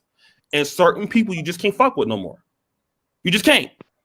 We got to have that and we got to be proud to have that conversation as Black men who are, and even if you're not where you want to be, in your mind, you're a successful Black man already. So already you start, because as you think, so shall you become. So you can be dead broke without a job right now. If you in your mind say, I want to come to a successful Black man, start already saying, that hoe over there, I'm not fucking with her. I can't. I don't care how thick she is. Don't need it. You gotta practice that. This is how we're gonna police. Go ahead, brother. Go ahead, brother. Mediocre.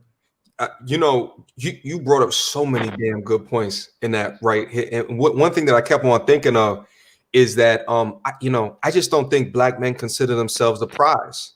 And I want anyone to combat me in the chats. Let's go in this right now. But I think we have lost sight of considering ourselves as a prize.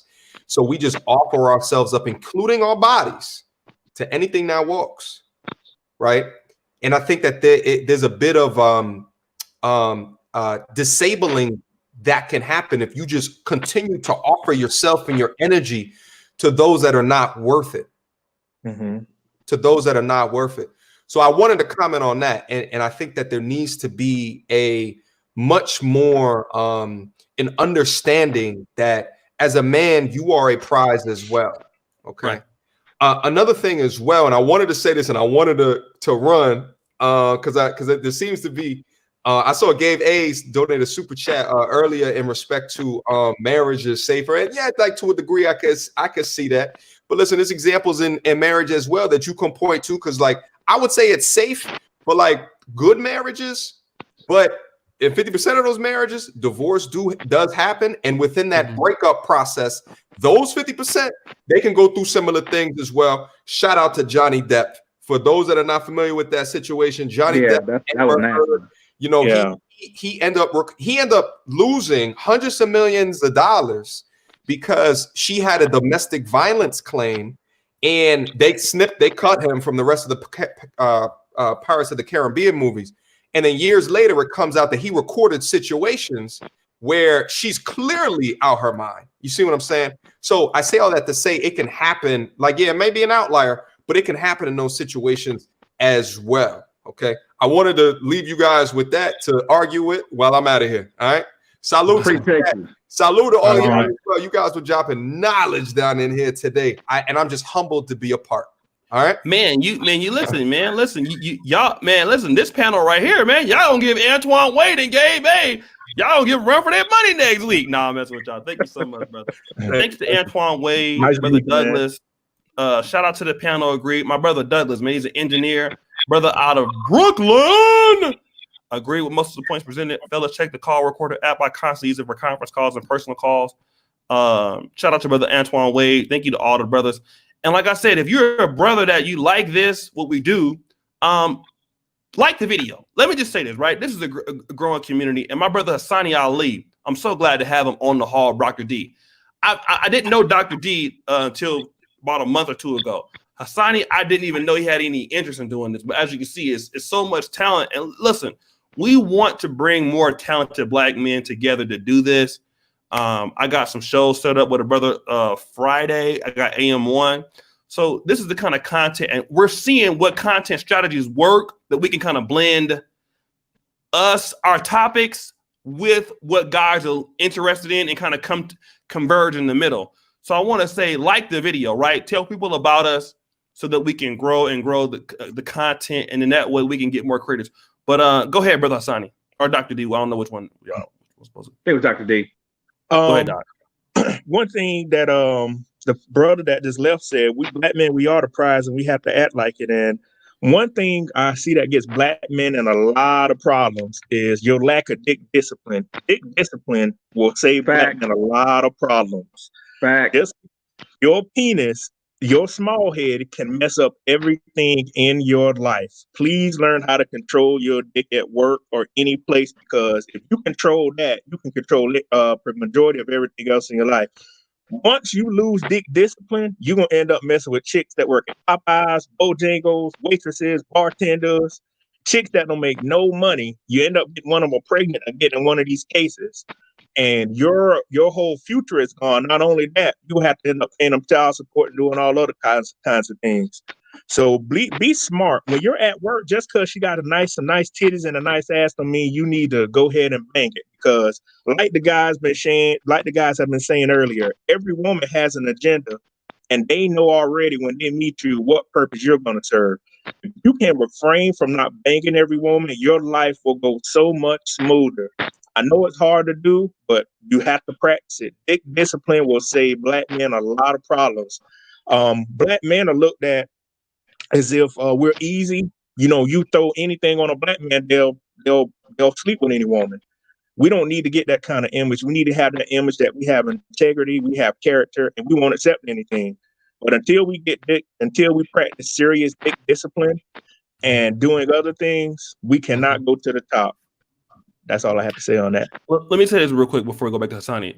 Roger C. Wells, one of my original moderators, successful brother, graduating this year with an engineering degree, one step closer to the big world. Thank you, my brother. I know you're going to go out there and kill it. Let me just mention one thing before we go to Brother Hassani. My brother Moses was on the Hall of Game last night. And me and Moses came from the same neighborhood, Del Paso Heights. And Moses, at the time I was going to, we're like, Moses started the undergrad a little bit late, but at the time I was coming as a freshman in college at medical school, Moses was graduating at the top of his class at Morehouse. And so we have mutual friends because me and Moses, we grew up together. We went to the same church. At Moses' graduation as the valedictorian in the School of Business, my boy called me. He was there. He's like, yeah, man, I'm out watching Moses' graduation. He said, there are 400 black men graduating at Morehouse today. But there are it seems like almost 5,000 single black women in the stands. Now, I want to stop right there. You know, one of the things that we don't think is like, brothers, like when we're doing well, like there's nobody that's watching. Okay. And I know that Morehouse is, you know, it's the only black male college, but you think that sisters are only trying to look for Pookie and Ray Ray. That's not true. At Morehouse's graduation, we know that Morehouse has the reputation of having some brothers that, you know, are alternative. Didn't matter. Black women and women who like black men, they are going to somehow find themselves around where there are potential husbands, potential career guys. And Steve Dean, me and him did a show about female hunters. Women hunt for successful black men. Okay. Yep. You are a target. We got to talk about this, right? You guys think like, oh, well, you know, when I was in college, they wasn't checking for me and all of this. Well, okay. Well, nigga, well, they checking for you now. Okay. Don't matter that you're ugly. Don't matter that you're balding. Don't matter. Somebody's looking out for you. Somebody knows what you do. There is nothing that nobody don't know about you. Somebody know, and there are women who hunt you. They're not all the time black. Like in Morehouse, all those brothers that were there, there are sisters there single, dressed, fine, looking to get one of those guys to like get snatched up. All right. It's the same thing with the All-Star game. And you guys think that it only happens to like NFL. No, You a brother, you $70,000-$80,000 a year brother, whatever. Somebody is out there looking for you. And a lot of brothers don't think this. And then when you get approached by somebody and all this, and then all of a sudden you're like, damn, she really loved me. Well, nigga, she already knew about you before she met you. Okay? Yep. And a lot of black men don't think that. There are a lot of black women who sit back and know what you got going on. And you might work them or whatever. They may never talk to you. They know all about you. They know how much money you make. They know what your position pays. They know what kind of and there are people that are looking for the right time. And some of them already know that you married. Like, this is another thing too, right? And Brother Gabe, I don't know if he's still here, Brother Hassani. A lot of brothers that think they gonna get married, that's gonna be it. That's probably when it gets worse. A lot of you married brothers out there and guys with girlfriends, listen, these motherfuckers don't care about that. I'm just telling you, if you're successful and you married, they probably gonna come at you even harder. All right. So just because you married or got a girlfriend, that's not gonna stop it. That's when they work harder to even get your attention. So it never stops. Trust me. It's gonna get worse. So a lot of guys think, well, I'm married. Okay, all right, nigga. I tell you what, some niggas gonna get chose just off the Hall of Game in about a month or two. You'd be surprised. Oh, hi, Sonny. I saw you in the Hall of Game. Like, oh, yeah, here's my number. Like, this is what we're talking about, all right? And especially as brothers are starting to come out more in situations, you gotta understand that women are hunting you. Okay, white women, Mexican women. Like, look at Jeannie Mai. She was with the white guy until 2018, and all of a sudden she with Jeezy now. See, women are going to go where they can survive the most. And if you're a guy that they can survive with the most, then they're coming for you. So a lot of black men got to be prepared for your success is going to bring people who you didn't think was going, like, for example, and I know I'm being long-winded. When I was in school, I was like, well, I'm going to be a doctor. Nobody's going to care. The first year I came home from medical school, after basic sciences first year, it was so many chicks that were being nice to me for no reason. It wasn't even because I was already a doctor, Brother Sonny. It was because, oh, you have the potential to be, we know you're going to finish. I believe Let me start putting my bid in today. Like, I believe it. So, I mean, a lot of brothers don't even know that. Like, so we really want brothers to understand that if you think that nobody knows that you're doing great, most people don't, somebody does. The person who does is going to be the one that's going to make it available for you to talk to them. They might not want to holler, but they might like sit by you, stand by you, be where you are. They're going to make it easy to access them. They're going to, throw their eyes at you. You guys got to understand that this is, and it's not because you're a great guy. A lot of niggas think that chicks are coming for them, and women have this ability, Brother Sonny Dr. D, to make niggas feel better than what they really are. Making you niggas feel real special, like you the best thing they ever met. I agree. And the reality is, no, you're not. You did the dumbest nigga they ever met. Because you don't believe everything they about to say. Because you know for sure ain't nothing special about your ugly ass. We're going to just be real. We're going to be real. Same thing. And then when you get her in the bedroom and she's hollering for Jesus and Allah and Shazabeh. No, this is what she been doing before she met you. And I got a story to tell. Dr. D, I'm going to go back to you. I was dealing with this chick in London, right? True story. Whenever we would mess around, Brother Sonny, all kind of yelling and stuff, man. I was like, wow, I'm doing something, Speaking in tongues, huh? Man, so I start trying to, go faster. Look, Brother Carlos, I was trying to tear it up, Brother Dwayne. Oh my God, nobody's done this, right? Here's what happened. A few years before, some dude had sex with her also, and he recorded it. You couldn't really see, but it was her, but he leaked it on Pornhub. Oh. So I couldn't see it, but I knew it was her. Do you know what she was saying? It was the same she told me while I was hitting it. It was the same thing. Oh my God, I can't believe. I'm like, ain't this a bitch? Oh, I thought it was because I was smart. I was American. I was a doctor. She went through the whole script on you. What? This is rehearsed. So it was nothing about me. I was just this is what she always do. And a lot of you niggas out there think that you're really that special, and you might be special. I'm just gonna be honest. To you, brothers, I mean, I think that you're probably special. But women don't think you're that special as much as you think you are. They just don't. Women do not think you are as valuable as you believe you are. Now, what they will do is if you treat yourself with a certain level of respect, they're gonna, they want to be around you, they'll do that. But all in all, women don't think you're as valuable as you think you are, but they'll lie to you and say that. And if you're not ready for that, down the river you go. Go ahead, Doc. I'm sorry. Hans, were you about to say something? No, go ahead, brother. I can wait. Go ahead.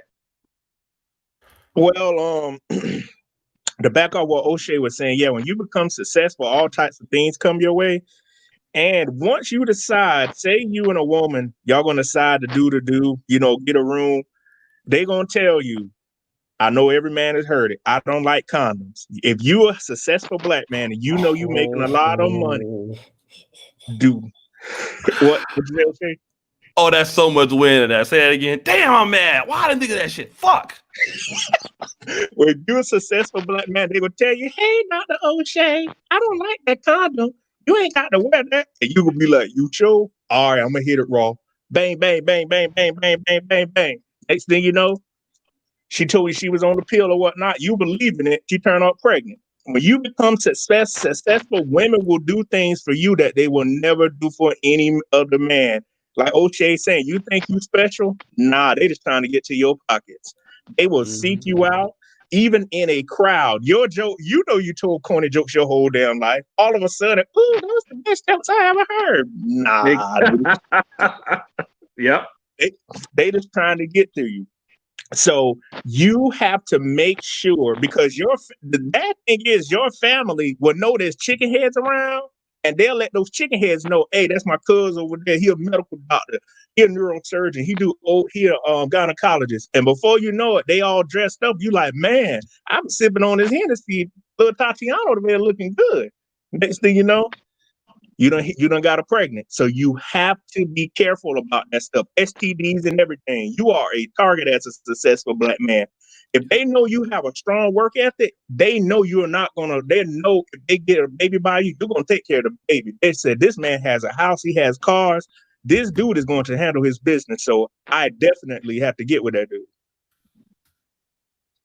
And that was, man, how come I think of that? Brother, go ahead, brother Sonny. So, O'Shea, let me tell you, especially here in Detroit, the biggest thing I hate is being a spectacle. And when I mean a spectacle is that I'm a man with his kids. When I go grocery shopping, I go to Meijer. It's like the Kroger of the Midwest. I'm in the in the grocery store walking around, and I take my kids everywhere. I love being a father. You know what I mean? And having this responsibility on you, you take kids everywhere. I've been their coach since day one. And if you are on my Facebook page, actually, happy birthday to my my late father. He would have been 70 today. And same thing with him. I saw when he took me around. Ladies would come up to him and, oh, you're such a good daddy, and you actually have your kids around you. And they knew it wasn't like it's just your weekend with the kids. Like, no, I'm out here grocery shopping and taking them out and doing, whatever we're doing with the kids or whatever. And the women would be like, we need more men like you in the community, blah, blah, blah, blah. I'm like, yeah, I mean, I know I do what I can. And so that's when they start to make their pitch to where, if I had somebody, it would be nice to have a family. When the man comes home, I'll cook. And I'm like, oh yeah, that's great. And they're slowly making pitches, but it's like, no, like I'm married. Like, you see, I have my kids, like my wife's on the phone, I'm up here trying to grab groceries, while she's on the phone and she's trying to talk. And so being a spectacle of a father, kind of makes you a target, and it kind of gets annoying a little bit. And what I wanted to chime in on really quickly is that as brothers, like Dr. D was saying with the dick discipline, another point where brothers slip up is we don't vet women properly, like at all, honestly. And we get caught up in the lust. And after you've banged her out 5, 6, 7 times, you realize after y'all have sex, y'all have nothing else to talk about. And that's when the problems start arising. A lot of brothers ask me like, bro, how'd you find your wife? She's a good one. She looks good, blah, blah, blah. And I tell the brothers all the time, like when I realized that she was wife potential, I put the investment in. You know, my wife was a theater kid, you know, a nerd. And so I was like, hey, come here, let me talk to you for a minute. You know, if we're going to, you know, do this, here's what I'm going to need from you. You got that baggy shirt on, put on this blouse. You wearing those, you know, outdated jeans, put this dress on. You know, put these heels on, put a little bit of makeup on, you know, and basically, you know, gave her the works and was like, I knew what I saw the end product when I saw her. I saw the potential in her. And it was like, I knew the right questions to ask. And I knew where her head was when I was asking her these questions. And well, brothers, we have to do a better job of vetting who we're dealing with. And what I would say is never have sex with anybody. For one, you can't call within an emergency. And 2, never have sex with someone that you can't how I want to phrase it. Honestly, it was kind of on the same point. It was just basically if you're in a jam or in an emergency, if you cannot call or depend on that person, I wouldn't deal with them. I really wouldn't, because with that person being potentially the mother of your children, and if you can't depend on her on a minute situation, how would you depend on her for anything else? That's extreme game right there. Because you know what's funny? I'm just want to say one thing. George Megan says the same thing you said about women coming up to him being. Go ahead. I'm sorry.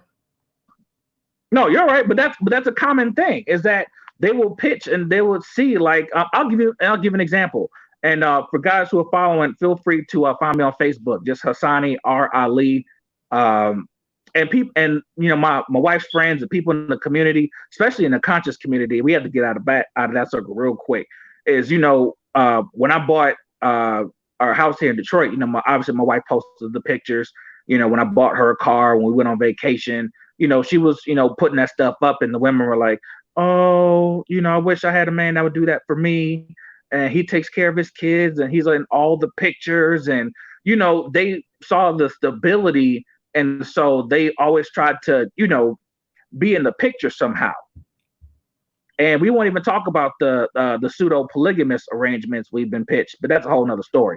But long story short, make sure you take care of yourselves, brothers. Like this is so important because, again, like I said, the last time I was on, is we care about each and every one of you greatly. We don't do this for, you know, to dick around in our spare time. Like we care about each and every one of you. We want to see you get better every day as men. And we get on these platforms because it's needed. It's honestly needed. And that's when I found my calling as a coach, is because sometimes you need somebody to pick your head up and say, yo, you're better than that. What you doing messing around with that hood rat over there? Why aren't you working on say it again. Say it again. You know, what you doing messing with the hood rat over there? You know what I'm saying? Like, why aren't you working on your business? Why aren't you, you know, you're a writer. Why aren't you written the first 3 chapters of your book yet? We're here to push you. Yes, like I said earlier, we entertain, but we push you as well. And so we get out this content so we can take something applicable out of this and turn it into something. I can't wait for somebody to hit me up and be like, yo, since I seen you on, you know, I decided to put in my workout tape I've been, you know, dusting off for the past 3 weeks, or starting a business. I mean, we're on the quarantine, so what else, you know, other time do you have to be doing? But again, it's the drive that we want you all to have to come out here and eat, even though we're, you know, the economy is, you know, on a topsy-turvy. There's opportunity everywhere. And like Dr. D was saying, you put that dick discipline on yourself, not even worrying about women, not worrying about sex. Give yourself 90 days and see where that turn, you know, the type of women you get attention from. Yeah, because it's going. I agree. Yeah, it's going to change. Even if you're just starting your new venture, people are going to be looking. Even if you say, "Hey, check out my free ebook that I've written," people are going to be watching you. Yeah. And so, like I was talking about in the blog, talk about business like you talk about women. The more you talk about business and the more you surround yourself with business people, is going to push you in order to do better so you can have something to show for yourself. Like, hey, Right. I just got my LLC last week. Hey, I just got my very first client. Hey, I just got my blog, started. We got to direct this energy somewhere else, because when you're onto something, the rest of it will fall into place. I promise you, it really would. Like, to be honest, I'm being honest with myself here. If I was single in the situation that I was in, I wouldn't even know how to act. I ain't gonna lie to you. Me and O'Shea would be on Michigan Avenue at all the little strip clubs, eating them, chicken wings and all the other stuff they be selling. Like, but to have that discipline where women are, approaching and trying to, see what I'm about. I'm like, I'm committed. And right. So even as a husband, you want to do better. As a father, you want to do better. Mm-hmm. And I know I'm getting kind of long-winded, but it's long-winded. It's only 3 of us, so shit. Well, Dr. D, let me just do this real quick. Let me shout out the super chats real quick. Shout out to brother Counselor Murray out of the ATL area. Brother, the psychotherapist. Good to see our brother there. My brother, cut to the chase. Boy, I seen the mics, nigga. I'm gonna be hating on you. You getting them white folks equipment over there, boy. Freelance Ronan, thank you, brother. Fawcett Media Group. My actor homie found a place to live in his building and ended up getting her pregnant in his sleep. How the hell you do that? In his sleep? On child support now. Wow. Yarley Moore is my brother. O'Shea said a long time ago, get your adjustable 7 or a strong 8 and leave those 9s and 10s alone. Great live. Thank you, brother. Tony, I'm gonna try to get simple to do with me. Go ahead, brother. Dr. D. Oh man, I was trying to remember what I was gonna say. Damn. To build off of what Dr. Lee, we could call him Dr. Lee, was saying, just keep discipline. Just remember, things are going to come your way, and how you deal with them is going to determine how far you go. Minister Japs, I watch Minister Jap a lot. Minister Jap says, how you deal with women will determine how successful you are in life. And that's one of his sayings off his videos, And what men don't realize, this coronavirus stuff is not going to last. When it is over, O'Shea, you already made videos about this. It's about to get real. So for y'all fellas out here that's successful, that been holding it down, you're going to have to beat them off, as the old folks say, with a bat, because they're going to come after you, because they know you were in the trenches and you got money and you're very stable. So you're going to have to beat the women off, because women, as we've been saying, they know who's been sitting at home not getting any money, and they know who's been making money. So you have to remember that. And I remember, I think it was Dr. Deacon Eric P. He said earlier, he asked us the question about, is a vasectomy safe? Remember, he did a super chat. Mm-hmm. Yeah. In this day and time, I mean, it depends. This is my opinion. It depends on if you want to have kids or not. If I didn't want to have children, I probably would get one, because it is scary right now, and one mishap is over for you. Mm-hmm. I hear a lot of black men are going ahead and getting vasectomies. They said they don't want to deal with a headache, of women trying to, trap them and everything. But you just have to remember that just to be smart out here. Just know where you want to go, and women are going to come after you no matter what you're doing. You could be the trash man, and they say, hey, I like the way you pick up the trash. They're going to come after you. You got that green vest on. Yeah. I love a man in uniform. You like, huh? Mm-hmm. And I've been picking up trash for 5 years, and you just saying something? Right. Let me just say something real quick before I forget, Hassani. I'm gonna say this, and I'm gonna give it right back to you. Go ahead. I want to say this while we up here saying this, y'all niggas know. It's a lot easier said than done. Y'all niggas know, for me, I'm in Uganda right now. I struggle with big booty-itis. It's a problem for me. And Poland is no temptation. If I was to live in Detroit or Atlanta, I would almost be a hypocrite. So I know for a lot of niggas, it's easier said than done.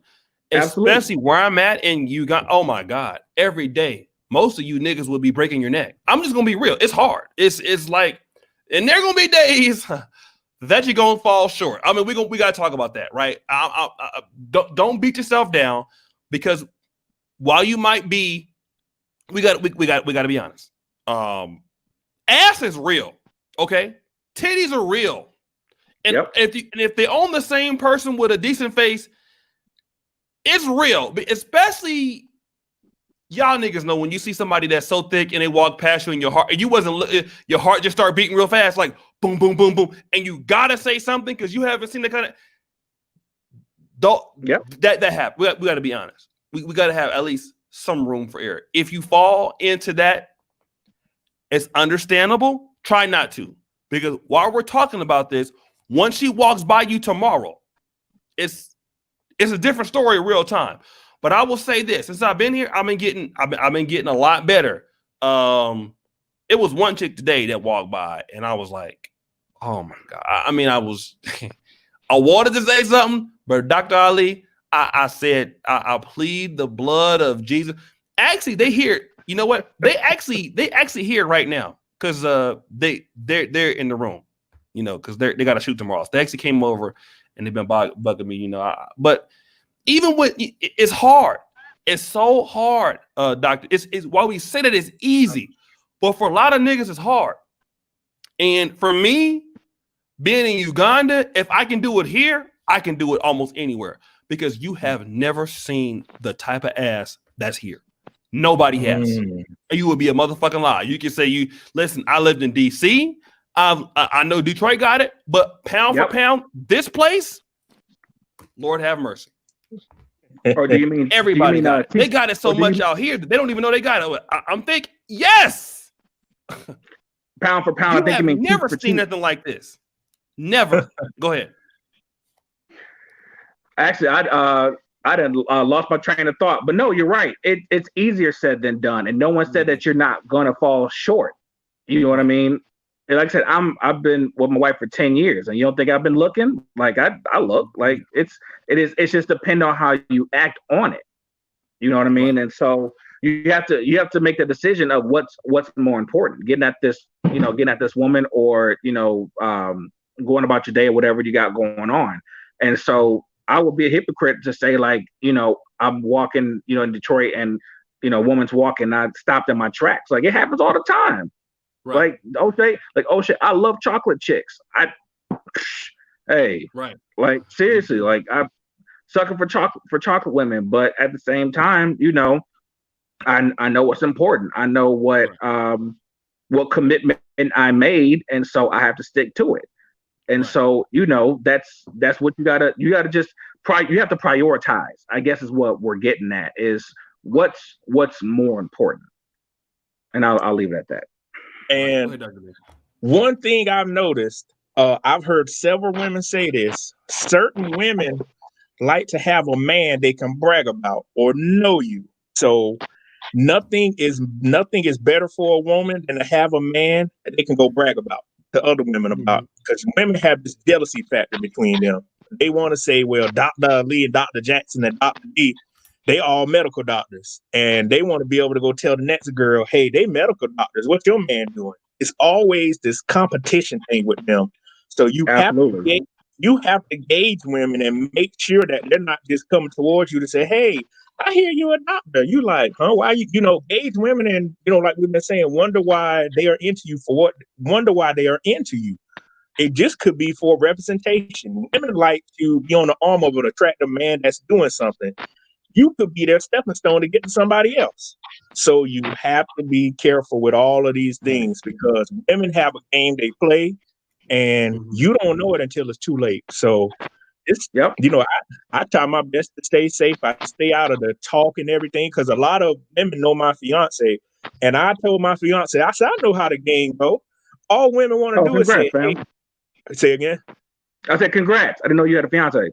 Oh yeah, I'm getting married next year, man. So, I'm gonna be off the market. I'm gonna go ahead and, throw in my towel or whatnot. Try to. Yeah. And I know a lot of women know my fiance, and I told her, I said, the women are looking for me to fuck up. Cause all they want to say is, hey, I saw your fiance talking to this girl. And I told her, I know how the game goes. I said, women come up smiling in my face and everything. And I told her, we mentioned this earlier, you don't get women until you got one. When you lonely watching Pornhub, watching X videos, you can't even get none. Now, once you get one woman, you're like, wow, where are all these women at when I was single? So you're more attractive. They say women always want something that they can't have. So right. Dr. D is going to get worse, I promise you. I know. As soon as you put that ring on. Sometimes I thought before I got married, before I got engaged, was to wear a fake ring to see what happened. Try it out. Trust me. And real quick, Osha, I just want to just touch on a quick point. I finally got it recollected. Fellas, when you practice dick discipline, then it counteracts the arguments that have been pressed against us for so long. If you're not sticking your dick in every woman that you see, then you can't be blamed for the bastard children out here. If you're practicing dick discipline, then you cannot say that you're the one causing the trouble of creating a child and then abandoning the child because you're not the ones causing the issue.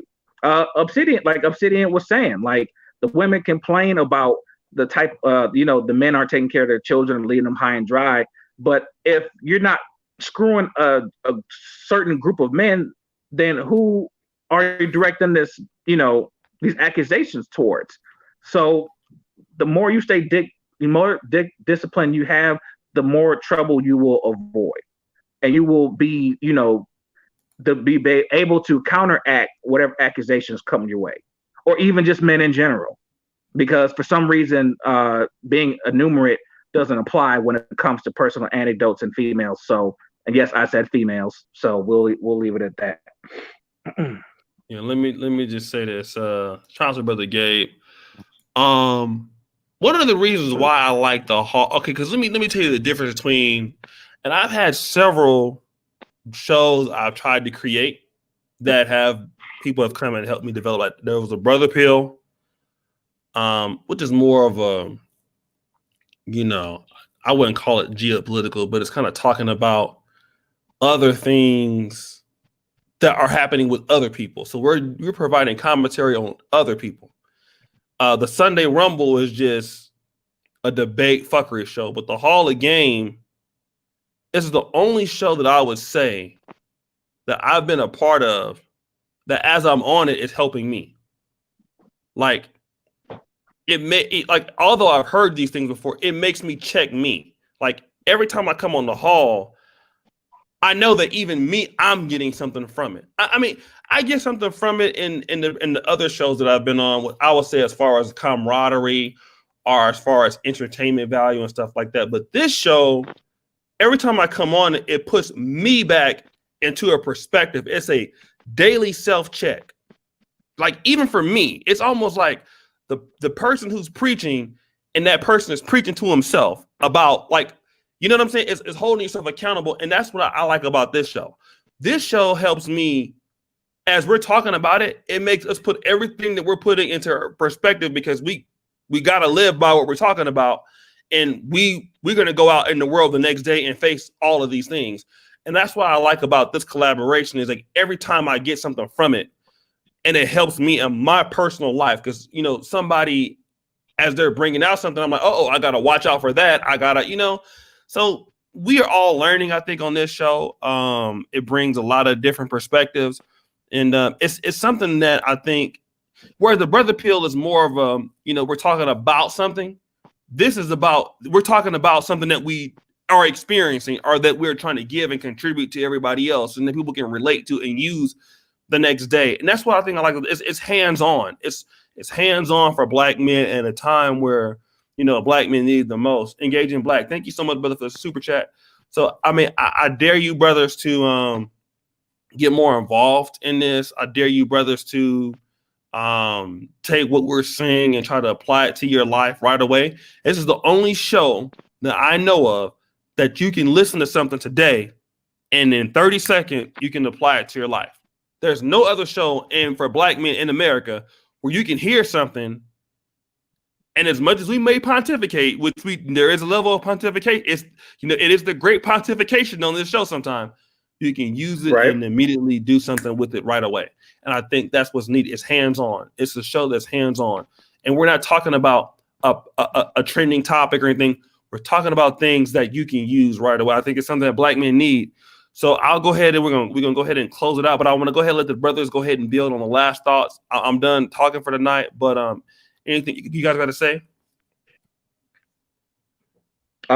Again, like I said, as a blogger for the Negro Manosphere, and again, O'Shea, thank you for providing this platform. Like I said, I've been following for 5 years and given a chance for brothers to finally speak out. This is therapeutic for a lot of brothers who finally get to share their stories, who finally get to align with people to say, I'm not alone. This has happened to other people, or, I'm able to apply this to my life because other brothers have, relayed that information. And like I will always say, everybody who's in the chat, people who follow along, I love you all. As men, we don't uplift each other like the sisters do. Right. I want everybody to do better, from Steve to Dean, to LAR, to everybody who has, who basically been an influence. I care about each and every one of you, and I want everybody to do better so we can finally change the narrative about the brothers out here. Right. Shout out to Steve, man. Steve is my boy, man. Steve is really, man. He is Steve is real cool, man. Shout out to Steve. Go ahead, brother, Dr. D.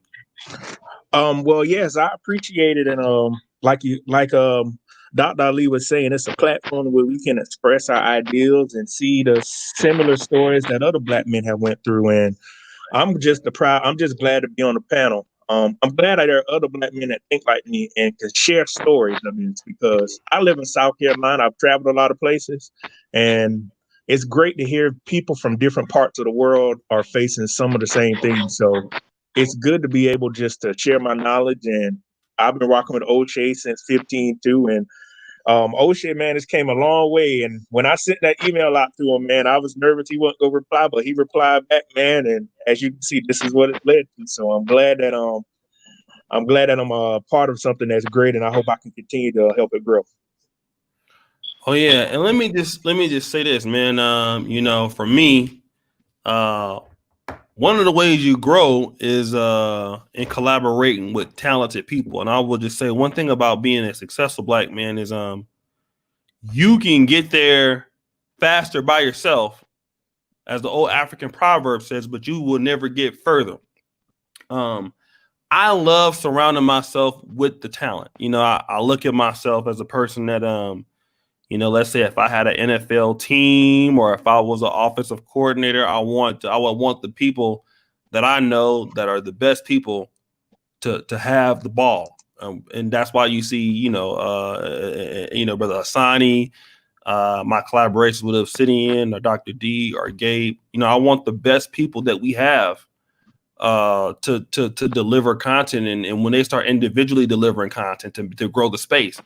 Because let's be honest, we are a little bit behind what the black women are doing. And I'll be honest, there's no shot to black women. When they're creating content, it's no diss to them, but they're not really talking about a bunch of anything, which is why they're talking about anything that's a value. And this is really why, if you look at the Hall of Game, you guys notice how many black women come to the Hall of Game? It's not even talking about them, but for the most part. But the women are in the Hall of Game because they're actually, it's value in what is being said. So I want black men to pay attention to that. We got to get into this. You grow as you grow with talented people. Talented people help you grow. People who know things you don't know help you grow. People who think different than you help you grow. Dr. D, Hassani, they have life experiences that were different from mine, but when they bring them to the table, they come to the table with something that I don't have. So we want black men to start to I dare you to work together. I dare you to come with things that build the platform we'll be on tomorrow. And we have great brothers. My brother Carlos Jean, thank you, Brother Dwayne. He just ran, I believe, for I want to say was a deputy sheriff not too long ago in Baton Rouge. We have brothers here, Dr. Andow, if he's still here. He's an emergency medical doctor. He's a moderator here. He's been working in coronavirus wards all night, probably. And we have brothers here that are doing very powerful things.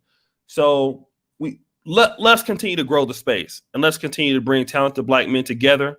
Again, I talked about my idea for the black male version of LinkedIn, where we can connect, because we're a group that has $600 billion spending power.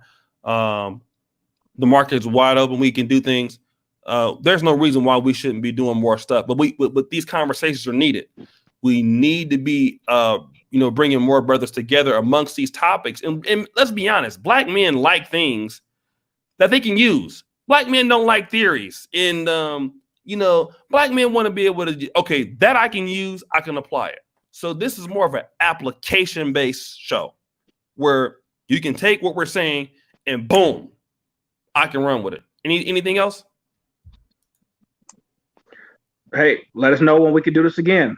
I'm always ready. When is Hassani Ali gonna start his YouTube channel?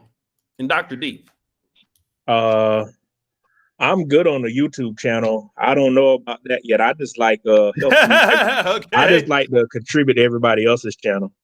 Okay. Well, Brother Hassani will be coming out. I'm pretty sure his channel gonna do pretty good. So guys, thank you so much.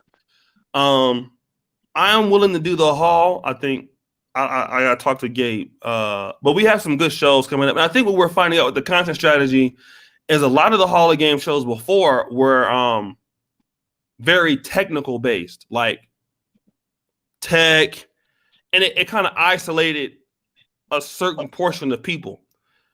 Now, I think with some of the more general topics that everybody can kind of relate to, I'm noticing that we're starting to get more people like the show that we called the play on why don't successful black men lead the black community? That was almost 7,000 views. So I do know that that's a part of the strategy now. Like we can go out and we can come back in for something a little bit more intricate, as far as STEM and engineering and things like that. But I think that we're getting a lot of brothers that want to hear some things that they all can apply to, and that's what we're working in the content strategy, how to reach everybody on some shows. Some shows we will reach a small percentage of people, and then some will try to reach the greater community. But I think it's a great build. Thank you, Brother Sonny, Dr. D, for being here. Gabe, Antoine, the other guys, O'Shea Linux, thank you. Engineering Cannabis, thank you. Maurice November, Andre Hatchett. Guys, you guys are taking us to that level.